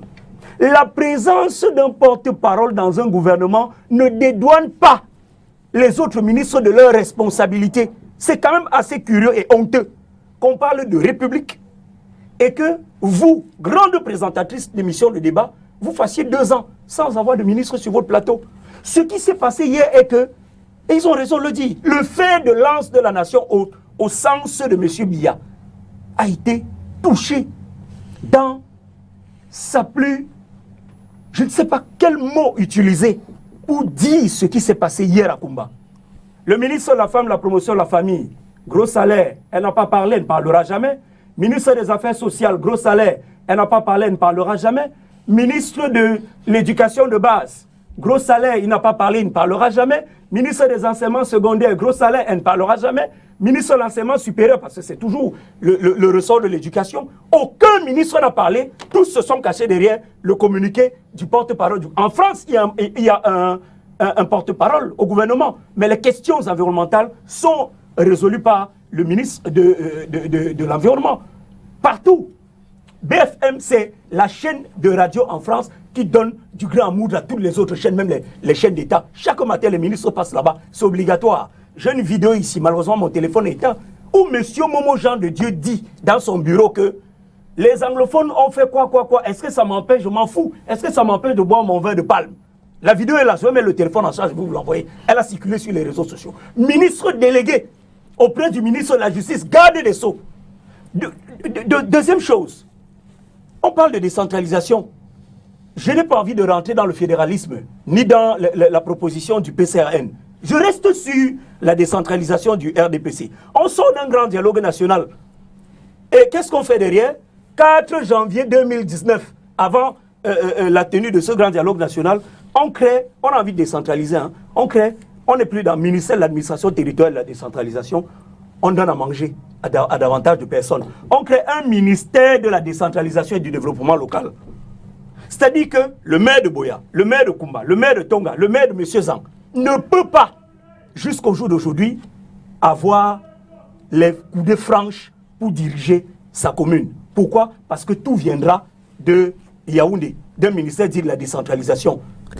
Où est la décentralisation? 22 ans plus tard. Et j'ai envie de vous dire que M. Zang qui est assis là, chaque fois qu'il veut aller dans son village, il réfléchit, il est stressé. Il y a même des deuils qu'il ne participe pas. Parce qu'il lui faut des 4x4. Il est obligé d'appeler Sam Bende ou Denis Kwebo pour prendre sa 4x4 ou pour prendre pour madame le maire ou pour lui-même qui est maire. Mais sans ce 4x4, il ne part pas dans son village. Le sud, il sort du sud. Le sud, le centre, Ngomedzap, Akongo, Kolungui, Akom, 115 km de Yaoundé, forêt de Serengeti, pas d'eau, pas de lumière, pas de réseau téléphonique, absolument rien. La décentralisation, si elle était effective, même seulement au 2 quarts, je vous assure, on n'aurait pas assez de problèmes de ce genre. Donc, M. Biya, à l'heure actuelle, a fui ses responsabilités, il ne viendra pas, il ne parlera pas, le gouvernement parlera en son nom, les gens parleront en son nom, et on est en droit de se poser la question de savoir, est-ce que ce monsieur vit encore? S'il vit, qu'il fasse au moins un signe, un clin d'œil au Camerounais qu'il est censé diriger. Dans tous les cas, c'est vrai qu'on a vu sur les réseaux sociaux, Lady Ponce a effectué une sortie où elle proposait justement que le prochain président de la République du Cameroun soit un anglophone. Comment est-ce que vous appréciez cette sortie-là, cette proposition?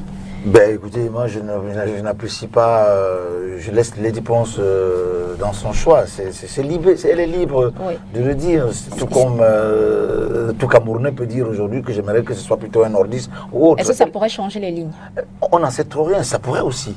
Pourquoi pas? Non, tout Camerounais est censé être président de la République. Au Cameroun, qu'il soit du nord, du sud, de l'est, à l'ouest, ou même un anglophone. Donc moi je ne pense pas que ce soit un sujet tabou. Je pense que à partir du moment où on a vu la dernière élection, beaucoup de Camerounais sont, je crois qu'il y avait une trentaine de candidats. Non, ce n'est pas là le problème. Mais le véritable problème, c'est ce qu'il vient de dire m'a trop intéressé dans ses propos, c'était très pertinent. En fait, Aurélien, si je comprends, la décentralisation est un leurre au Cameroun. C'est un leurre. Bon, évidemment. Bon, alors, autre chose que je remarque, c'est que bon, vous ne vous entendez pas sur la forme de l'État. Et là aussi, je pense qu'on a la difficulté. Bon, mais ça, ce sera un problème, comme Denis l'a dit, on parlera de la politique plus tard. Pour l'instant, nous avons un souci. Qu'est-ce qu'il faut faire? Nous devons condamner d'abord ce qui s'est passé. Et, comme il a dit, parallélisme de forme. Il faut une réaction ferme, tout de suite, de nos forces de sécurité. Peu importe ce qu'on dira, parce que demain, on dira de nouveau que, voilà, il y a eu des morts, le gouvernement camerounais aurait tué, et tout ça, même s'il y a des dégâts collatéraux. Mais on oublie qu'à un moment, on ne peut plus parler tout le temps des droits de l'homme. Hein, ici, des enfants sont morts. J'appelle encore à la communauté internationale, je n'entends pas beaucoup de bruit. Or, depuis hier, elle devait déjà condamner d'entrée de jeu ce qui s'est passé, parce que ce qui se passe au Cameroun est grave. Notre pays est en guerre. Et il s'agit d'une guerre asymétrique. Elle n'est pas facile. Bon, maintenant, pour le déplacement du chef de l'État ou des membres du gouvernement, bon, je peux partager l'inquiétude d'Auréole, mais je pense quand même que nous sommes en Afrique. Et même si nous ne sommes pas en Afrique, même en Belgique ou en France, un chef d'État, avant qu'il n'arrive, il y a un mouvement énorme de sécurité. C'est-à-dire qu'il faut sécuriser la zone dans laquelle le chef d'État va arriver. Donc, demander au président de la République de partir tout de suite, de manière instantanée, venir à Kumba, ça va être un peu difficile parce qu'il faut des moyens énormes.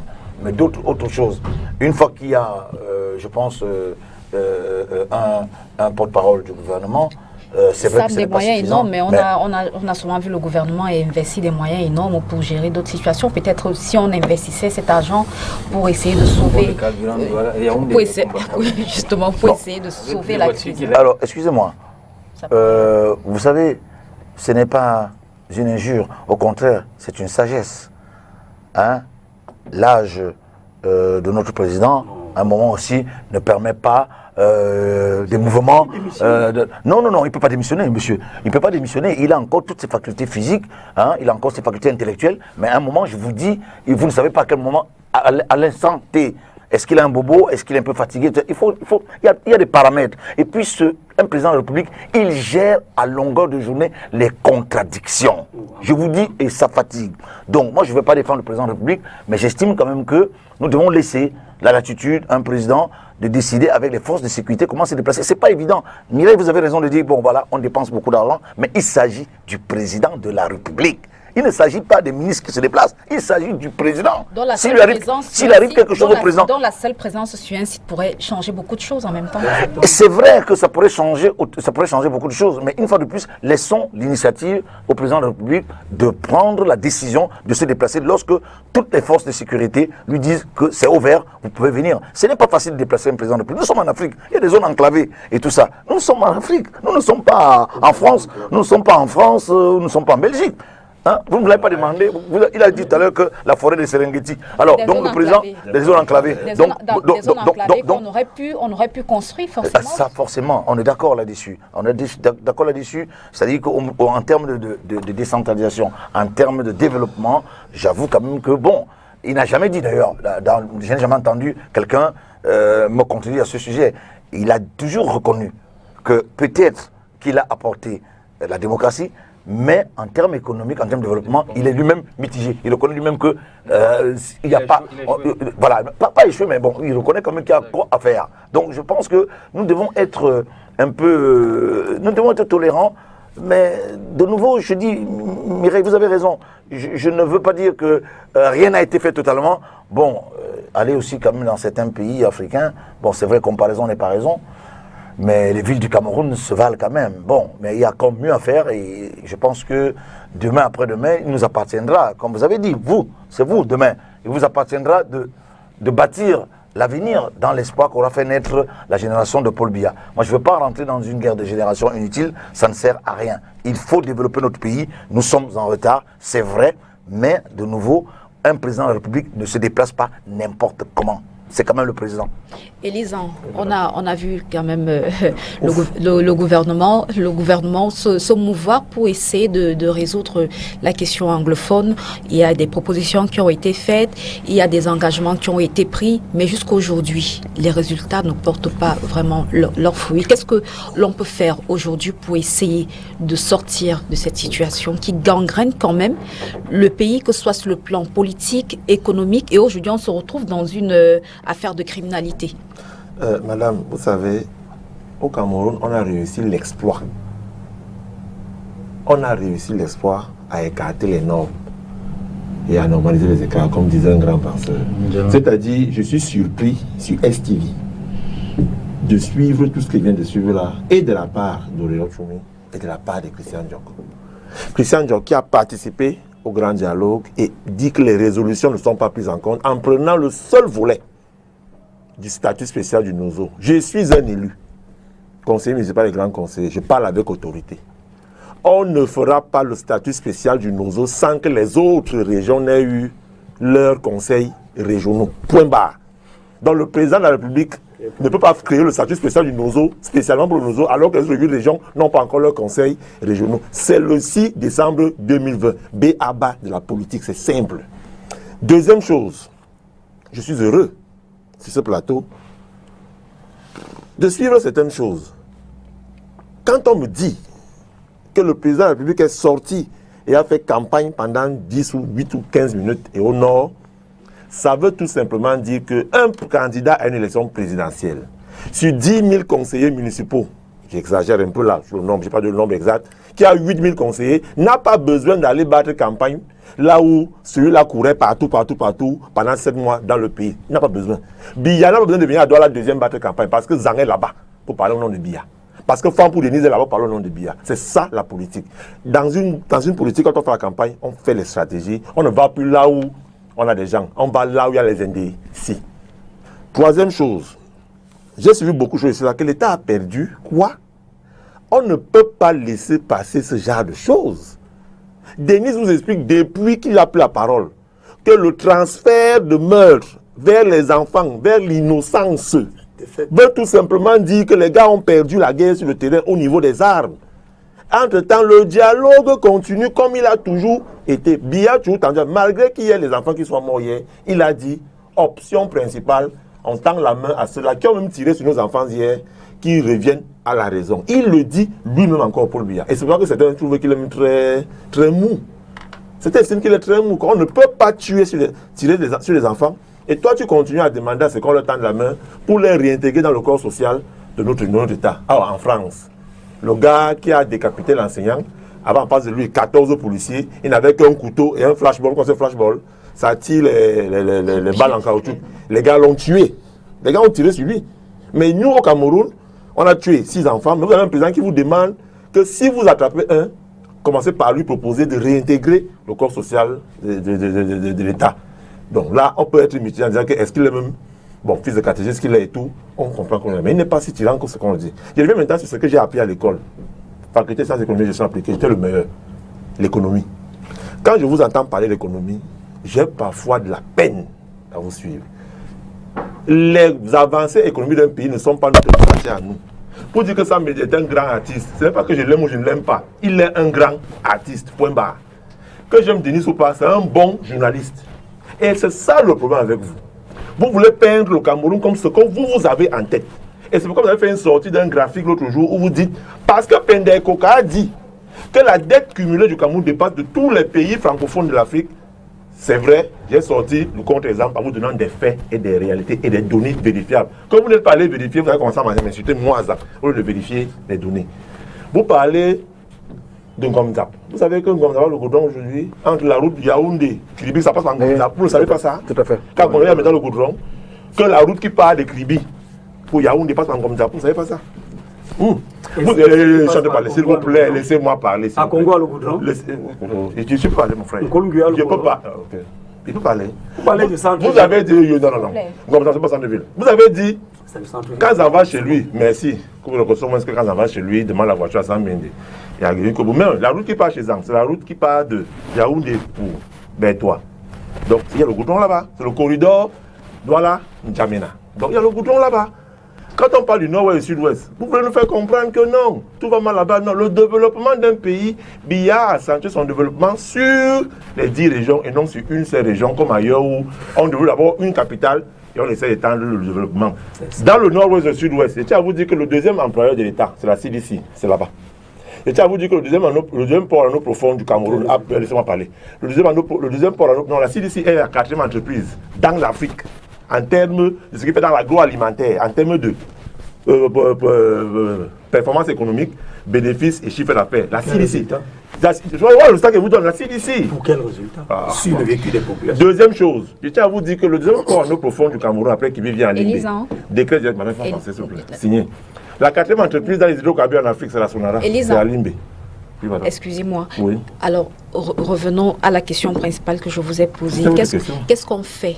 Qu'est-ce qu'on fait pour essayer de trouver une solution aux problèmes anglophones? Qu'est-ce que vous proposez? Quelles sont les approches de solutions que vous proposez? Vous qui? Au RDPC?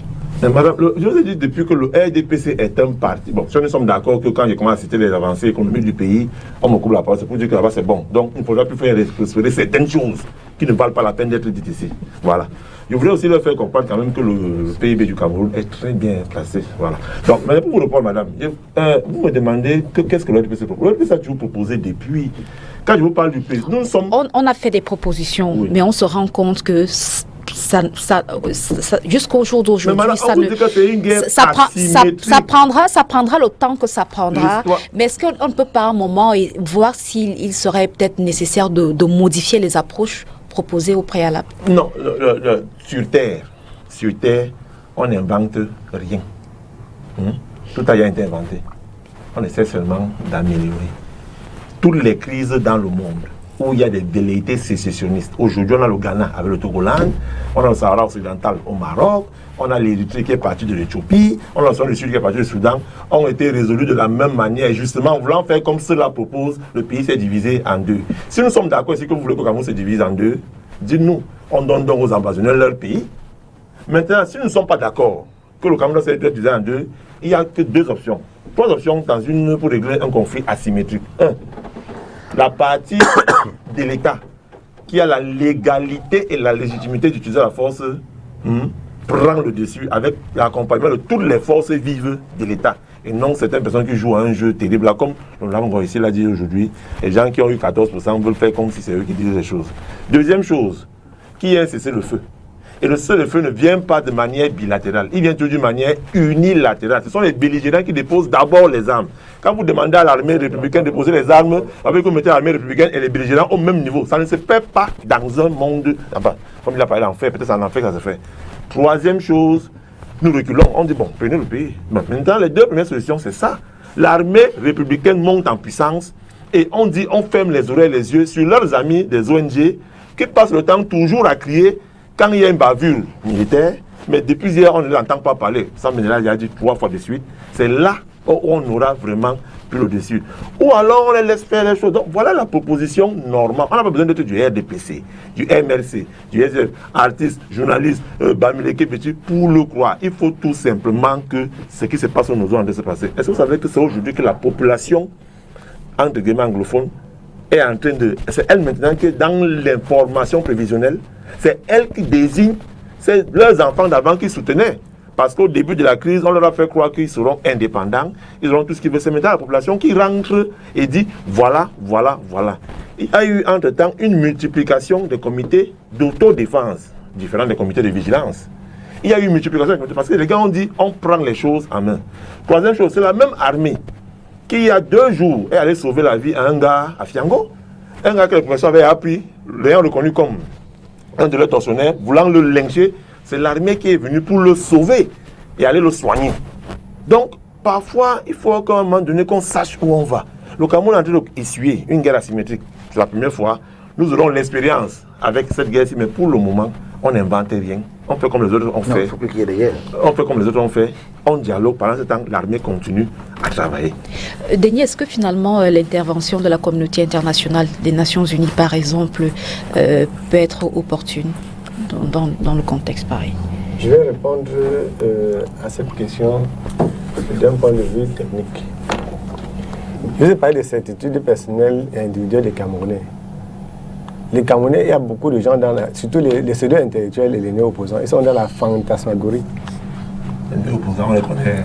C'est-à-dire que On sait que tu dis la vérité. quand on va, pour ceux qui ont assisté à un petit séminaire sur le fonctionnement onusien, il n'est pas possible qu'il y ait une intervention. Donc je peux répondre à ça. Il n'est pas possible que ça se passe. Donc, il n'y a pas la possibilité que la communauté internationale intervienne ici.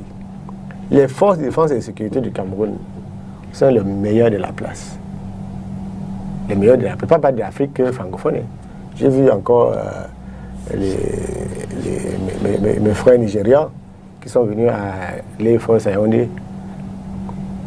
Je connais bien les forces nigérianes, par exemple. Quand elles viennent au Cameroun partager l'expérience de ce petit pays, entre guillemets, parce qu'il y a eu un accrochage entre nous et certains responsables militaires à l'époque, quand il parlait quand on parle de la symétrie. Il y a un penseur qui a théorisé la symétrie, Sun Tzu. Parce que dans l'art de la guerre, la petite taille d'un État peut constituer une force. Le fait que le mont Cameroun soit assigné au Cameroun et non au Nigeria peut nous permettre d'affronter sereinement le Nigeria. Et lorsqu'on a eu le face-à-face entre les forces nigérianes et camerounaises dans la péninsule Bakassi pendant des années, tu as compris que ça ne se passerait pas comme ça. Je reviens ici sur la qualité de la projection de nos forces. Le régime en place a péché parce qu'il a écouté les Mbouks et les incultes. Les incultes ne peuvent pas diriger un pays. Il n'y a qu'un enfer où un inculte peut diriger un pays. Ce n'est pas possible. Si vous connaissez un pays du monde qui est dirigé par un inculte, vous me dites le pays là. Un inculte, quelqu'un qui ne comprend pas l'art de la guerre, ne peut pas te parler d'une guerre. Il ne sait pas ce que c'est que la guerre. Il ne sait pas qu'il y a des replis tactiques. Ça y est, vous voyez une arme, quand la 17e colonne nigériane est passée par le Cameroun pour sortir, il y avait une discussion entre moi et des gens sur Facebook. Donc l'armée nigériane en déroute, vous êtes des cons, moi je suis ninja. Chez ceux qui ont fait le taijutsu, un ninja gagne la bataille lorsqu'il n'y a pas d'égratignure. Ce n'est pas quand il a perdu un œil. Vous partez bagarrer, vous tapez 100 personnes, mais vous rentrez sans l'œil droit. Vous avez perdu la guerre parce que vous avez perdu un œil. Ce qui s'est passé, il y a eu l'affaire du 22 septembre, quand les ambazoniens soutenus de l'extérieur et soutenus par certains pays étrangers, là il faut maintenant qu'ils parlent autrement, soutenus par ces pays, ceux qui sont soutenus par certains pays étrangers, et soutenus par une colonne francophone. Le jour où moi, je veux prendre l'alcool, je ne bois pas d'alcool, je veux boire de l'alcool, je peux donner les noms des membres de la colonne francophone qui est en alliance avec les Amazoniens. Vous savez qu'il y a des francophones qui combattent en Amazonie aujourd'hui. Il y a des Camerounais francophones qui sont dans les colonnes. Ils sont nombreux. Dans le Libye-Alem, il y a plein de Camerounais francophones, partis de Nkonsamba, partis de Loum. Ils combattent là-bas. C'est des bandes criminelles. Et quand vous dites problème anglophone, c'est générique le problème anglophone. Je dis que c'est générique de mélanger le problème anglophone avec la criminalité amazonienne. C'est deux choses différentes. Le dialogue politique se fait avec des forces politiques, avec des Mbouks. Et attention au PSRN et au MRC. Là, je veux m'adresser à vous. Il ne faut pas faire la dissertation politique. On ne confond pas la dissertation politique à la praxis politique ou à la philosophie politique. Quand vous dites que quand vous ne savez pas comment on modifie la forme de l'État dans un pays, il y a des élections locales, des élections municipales, législatives, sénatoriales, qui confèrent, régionales, qui confèrent des niveaux de légitimité politique. On peut arriver à tout. C'est-à-dire que on a eu une élection municipale à laquelle le MRC n'a pas participé. On peut engager la responsabilité du MRC aujourd'hui dans le rapport de force au pays. Le MRC est coupable d'avoir détourné le rapport de force politique en boycottant l'élection. Moi, je ne voulais pas faire le procès d'un parti. Je suis sincère quand je le dis. Si le MRC était à cette élection, on n'aurait pas le même type de rapport de force.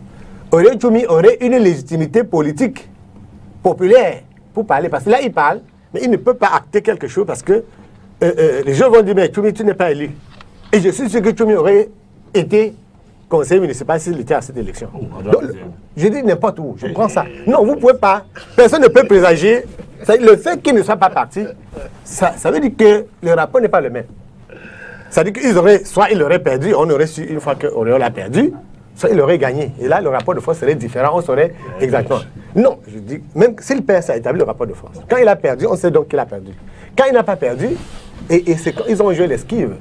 C'est comme ça, moi je connais la théorie, moi je suis chasseur. Les perdrix fonctionnent comme ça. La perdrix esquive le piège. Non, ils sont pas allés à l'élection. Et ils vous parlent de la forme de l'État. Donc quand vous n'avez pas, vous allez à un parlement, à ce moment que comme on est en enfer ici, et que les gens croient seulement au mysticisme, vous voulez qu'on modifie une loi.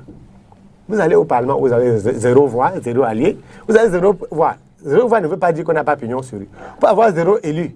Pignon sur rue et on fait porter sa revendication par le PCRN, on peut faire porter sa revendication par l'UMS, mais vous attaquez à tout le monde et vous voulez donc qu'à ce Parlement-là, une loi soit modifiée. La loi ne sera pas modifiée.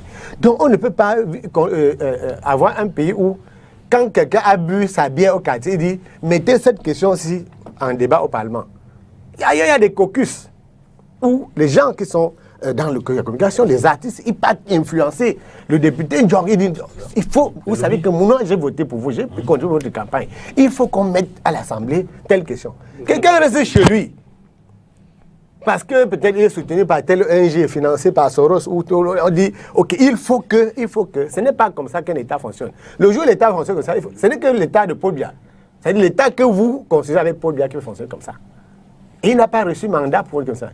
Deuxième chose, un citoyen comme moi, je ne m'intéresse pas au lieu où Biya est actuellement. Je n'ai pas besoin de Biya. Pas besoin de lui. Quand je veux faire ma quarantaine, je pars au commissariat. Je dis, moi, personnellement, je parle de moi. Si je veux ma quarantaine, je pars au commissariat demain. Si quelqu'un m'attaque chez moi, je pars voir le procureur pour porter plainte. Le président ne m'intéresse pas. Dans les démocraties, le souci d'un citoyen, ce n'est pas de savoir si le président a mangé ou bien si sa fille a fait un selfie hier. Le souci du citoyen, c'est qu'il se meuve. S'il a du boulot, je viens. Donc, s'il a du boulot, il va à son boulot. Merci. Oui, c'est la fantasmagorie qui est en train de... Pour que, sur le plateau, sur un plateau de télévision, on vient, il y a attentat au pays. Nous nous mettons sur un plateau. On commence à dire à quelqu'un, où est Biya à ce moment? Où est alors celui qui a assassiné les enfants? Pourquoi vous pensez que la priorité, ce n'est pas d'aller chercher un assassin, mais c'est de savoir pourquoi Biya... Et alors que tout le monde sait là où il est. Christian Dior, vous vouliez réagir au propos il est peut-être mort. Vous voulez réagir au propos de... Moi, ce n'est pas mon souci. Ouais, vous permettez quand même. Soyons un peu sérieux. Merci. Je suis très sérieux que toi, tu viens sur un plateau et dis que... Avec 3 députés, vous allez décider de la forme d'un État. Non, 5 députés, même si c'est 10 députés, oui, il y a 180. Oui, mais on ne peut pas dire que Denis, on sera sérieux. Non, ça veut dire que nous sommes pas sérieux. Monsieur Denis Koubouda fait la différence entre les opinions et un débat, en réalité. Avec tout le respect que nous Denis, c'est son temps de parole. C'est mon temps de parole. Je lui dis de faire la différence. Denis, s'il vous plaît, Denis, s'il vous plaît. Vous m'avez longuement cité, et je suis resté calme. Je crois quand même que l'ancien que vous êtes, la tenue du plateau aussi, vous la maîtrisez mieux que moi. Écoutez-moi, monsieur Denis Koubou. Je voulais tout d'abord, d'entrée de jeu, vous avez convoqué ici la notion de choix politique. Pour tous ceux qui ont fait minimalement un cours de théorie politique, enseigné dans les facultés de sciences juridiques et politiques, c'est-à-dire... Monsieur Koubou, je peux vous enseigner ça aussi, tout à l'heure vous avez dit pour m'enseigner ça, moi aussi je peux le faire parce que je le fais aussi à des jeunes étudiants. Pour tous ceux qui ont minimalement fait cela, savent tout au moins que quand on va, il y a une construction qui est faite. Et cette construction dépend des éléments tant endogènes qu'exogènes. Et vous ne pouvez pas faire une analyse sans tenir compte du contexte. Et en l'espèce, que vous voulez ou non, il y a celui qui en assure le monopole de la contrainte physique légitime. Ce n'est pas vous, monsieur Denis Koubou, ce n'est pas Zan, c'est le président de la République. D'accord? C'est lui que la loi fondamentale, en les articles 9, alinéas 1 et 2, on a donné mandat, c'est-à-dire qui peut en l'instant T faire convoquer soit un état d'urgence ou un état d'exception. Mais ce n'est pas un individu lambda que le président de la République. Et qu'on soit avec autant de morts et qu'on ne voit pas celui qui est censé incarner la souveraineté de l'État, monsieur. Et vous venez nous raconter des choses. Il faut arrêter ce genre de choses. Il faut arrêter ce genre de choses. Maintenant, j'en viens. Zanga dit autre chose d'extrêmement grave. Je tente de dire au prolongement naturellement du grand dialogue national auquel nous sommes partie prenante. C'est-à-dire, je ne fais que le dire, je le dis en français. Peut-être que vous êtes économistes, vous comprenez pas ce que je suis en train de dire. Que nous qui sommes partis prenants, on attendait effectivement que ces résolutions qui ont été teintées d'une certaine souveraineté, d'une certaine légitimité, c'est-à-dire une acceptation, parce que nous et d'autres couches sociales, le clergé, la société civile, les partis politiques et même ces bandits que vous appelez ici Amazon, qui ont pris part, c'est-à-dire ces résolutions qui sont issues de cette grande messe, de cette grande concertation nationale devraient s'imposer, devraient aller de paix. Et autre chose, vous avez Monsieur Zan, je parle quand même. Prenez la peine de m'écouter. Prenez la peine de m'écouter. Je n'ai pas autant d'éléments pour dire. Vraiment, il faut qu'on sorte de cet apocalyptisme, ces aînés qui nous enseignent certaines choses pour dire effectivement qu'il y a des éléments pratiques. Monsieur Kouebo, la pratique politique, c'est quelle? C'est-à-dire, qu'est-ce qu'on voit? Nous sommes ouf. Il y a toujours, effectivement, des regains. Oui, je suis en train de oui. Vous avez la pratique. Il n'y a pas d'autre chose. J'en viens. Je vais au-delà de ce que vous avez dit, en fait. C'est pour vous dire que je vais au-delà. Vous convoquez quelque chose, je vais au-delà de ça. Pour vous dire, effectivement, que je vais loin. Je vais un peu plus loin. Je convoque tous les éléments qui entrent en jeu. Pour vous avez pris un seul élément, mais j'en prends un peu plusieurs. Pour dire, effectivement, qu'aujourd'hui, moi, je vais revenir sur la question centrale, la question de fond, parce que le mécanisme ou bien les bagarres des uns et des autres, on peut les faire plus tard. Pour dire, aujourd'hui, M. Sambende, le Cameroun est touché. Nous avons mal à notre peau. C'est attirant, c'est affligeant ce qu'on a vécu. Moi, je vous ai dit hier, j'étais à Yabassi. Quand je suis rentré, j'ai perdu la joie. Voyez-vous, quand j'ai vu ces images. Et aujourd'hui, qu'est-ce qu'il faut faire? C'est la question fondamentale qui se pose aujourd'hui. Qu'est-ce qu'il faut faire quand ces enfants sont tués, ces sont massacrés au quotidien? Qu'est-ce qu'il faut? Au départ, j'ai convoqué parmi les solutions ici qu'il faut, parce que si à un moment donné, il faut que celui qui en a su la souveraineté puisse également rétablir l'équilibre de la terreur avec ce que lui détient, c'est-à-dire la légalité. Et la légalité lui donne quoi? Le monopole de la contrainte physique légitime. C'est ça. Et c'est ce monopole de la contrainte physique légitime qui permet de sécuriser les populations, qui permet de manière symbolique de dire aux gens, écoutez, soyez en paix, rassurer ces populations. C'est ça qu'on attend du chef de l'État. C'est ça qu'on attend du gouvernement de l'État. C'est ça qu'en tant que citoyen. Moi, je dis bien, en tant que citoyen camerounais, en tant que... ça, c'est votre problème, Suzanne. Je suis en train de dire, qu'est-ce que nous on attend de notre président de la République? Voyez-vous, on attend des solutions concrètes. Autre chose, ça a été convoqué sur la notion de parlement. Voyez-vous, on ne peut pas remettre en cause ici, comment dire ça, le hadi parlementaire qu'incarnent, n'est-ce pas, les parlementaires du Parti camerounais pour la réconciliation nationale qui portent des questions sociales, qui portent des questions, autant le dit chaque jour, on ne fait que le demander, on ne fait que proposer. Mais ce qu'on a en face, M. Sambende, c'est qu'on a un régime autiste, on a un gouvernement qui ferme ses oreilles, qui visiblement ne voit pas où on est en train d'aller. Effectivement, il faut se réadapter, il faut changer de paradigme. Peut-être, pas peut-être, ils sont sclérosés du fait, n'est-ce pas, de la longévité au pouvoir, qu'on a quand même fait 60 ans au gouvernement quand même, comme le président de la République et toute sa clique qui sont là, on est dépassé, parce qu'ils ne tiennent plus compte du contexte. Peut-être si vous avez été ministre, vous aurez compris effectivement où on va aujourd'hui. Parce que là, il y a d'autres réalités qui entrent en jeu. Ce sont les jeunes, c'est-à-dire nos futurs dirigeants du Cameroun. Oui, que la bagarre se fasse entre eux, mais vraiment, si on veut effectivement tuer définitivement ce qui fait la graine, ce qui fait le Cameroun de demain, il y a un problème. Et là, on a mal. Donc vraiment, il faut mettre le doigt sur le problème. Effectivement, je me dis, c'est en dehors de toute cloison partisane. Hein. Vraiment, je le dis, là il s'agit du Cameroun. C'est pas le PCN qui parle forcément. On dit aujourd'hui on est touché. C'est le pays. On devrait avoir un deuil national. Et qu'est-ce qu'on doit faire? Toutes les sensibilités. Je l'ai dit encore ici, je ne fais que parler de la construction d'une solidarité autour de ceci. C'est pour ça que vous avez vu nos députés, le Noël Kabalibier, demain même, la conférence de presse. Effectivement, c'est toujours pour ça. Pour prendre des solutions, pour proposer à l'État du Cameroun de comprendre effectivement que intégrer d'autres corps sociaux, voilà ce qu'il y a lieu de faire. C'est là où nous tendons.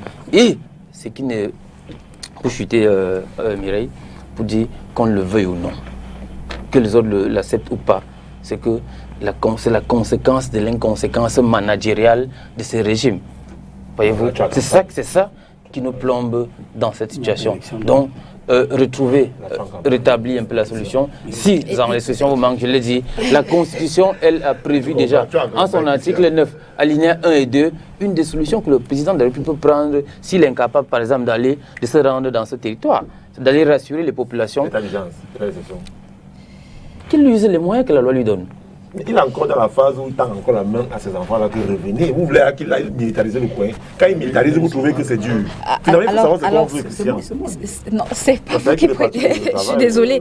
Alors, ça, nous allons sortir de ce débat dans très peu de temps. Et quel est le message que vous adressez particulièrement aux familles? Parce que on va le dire, c'est hyper douloureux de voir des feuilletons pareils régulièrement.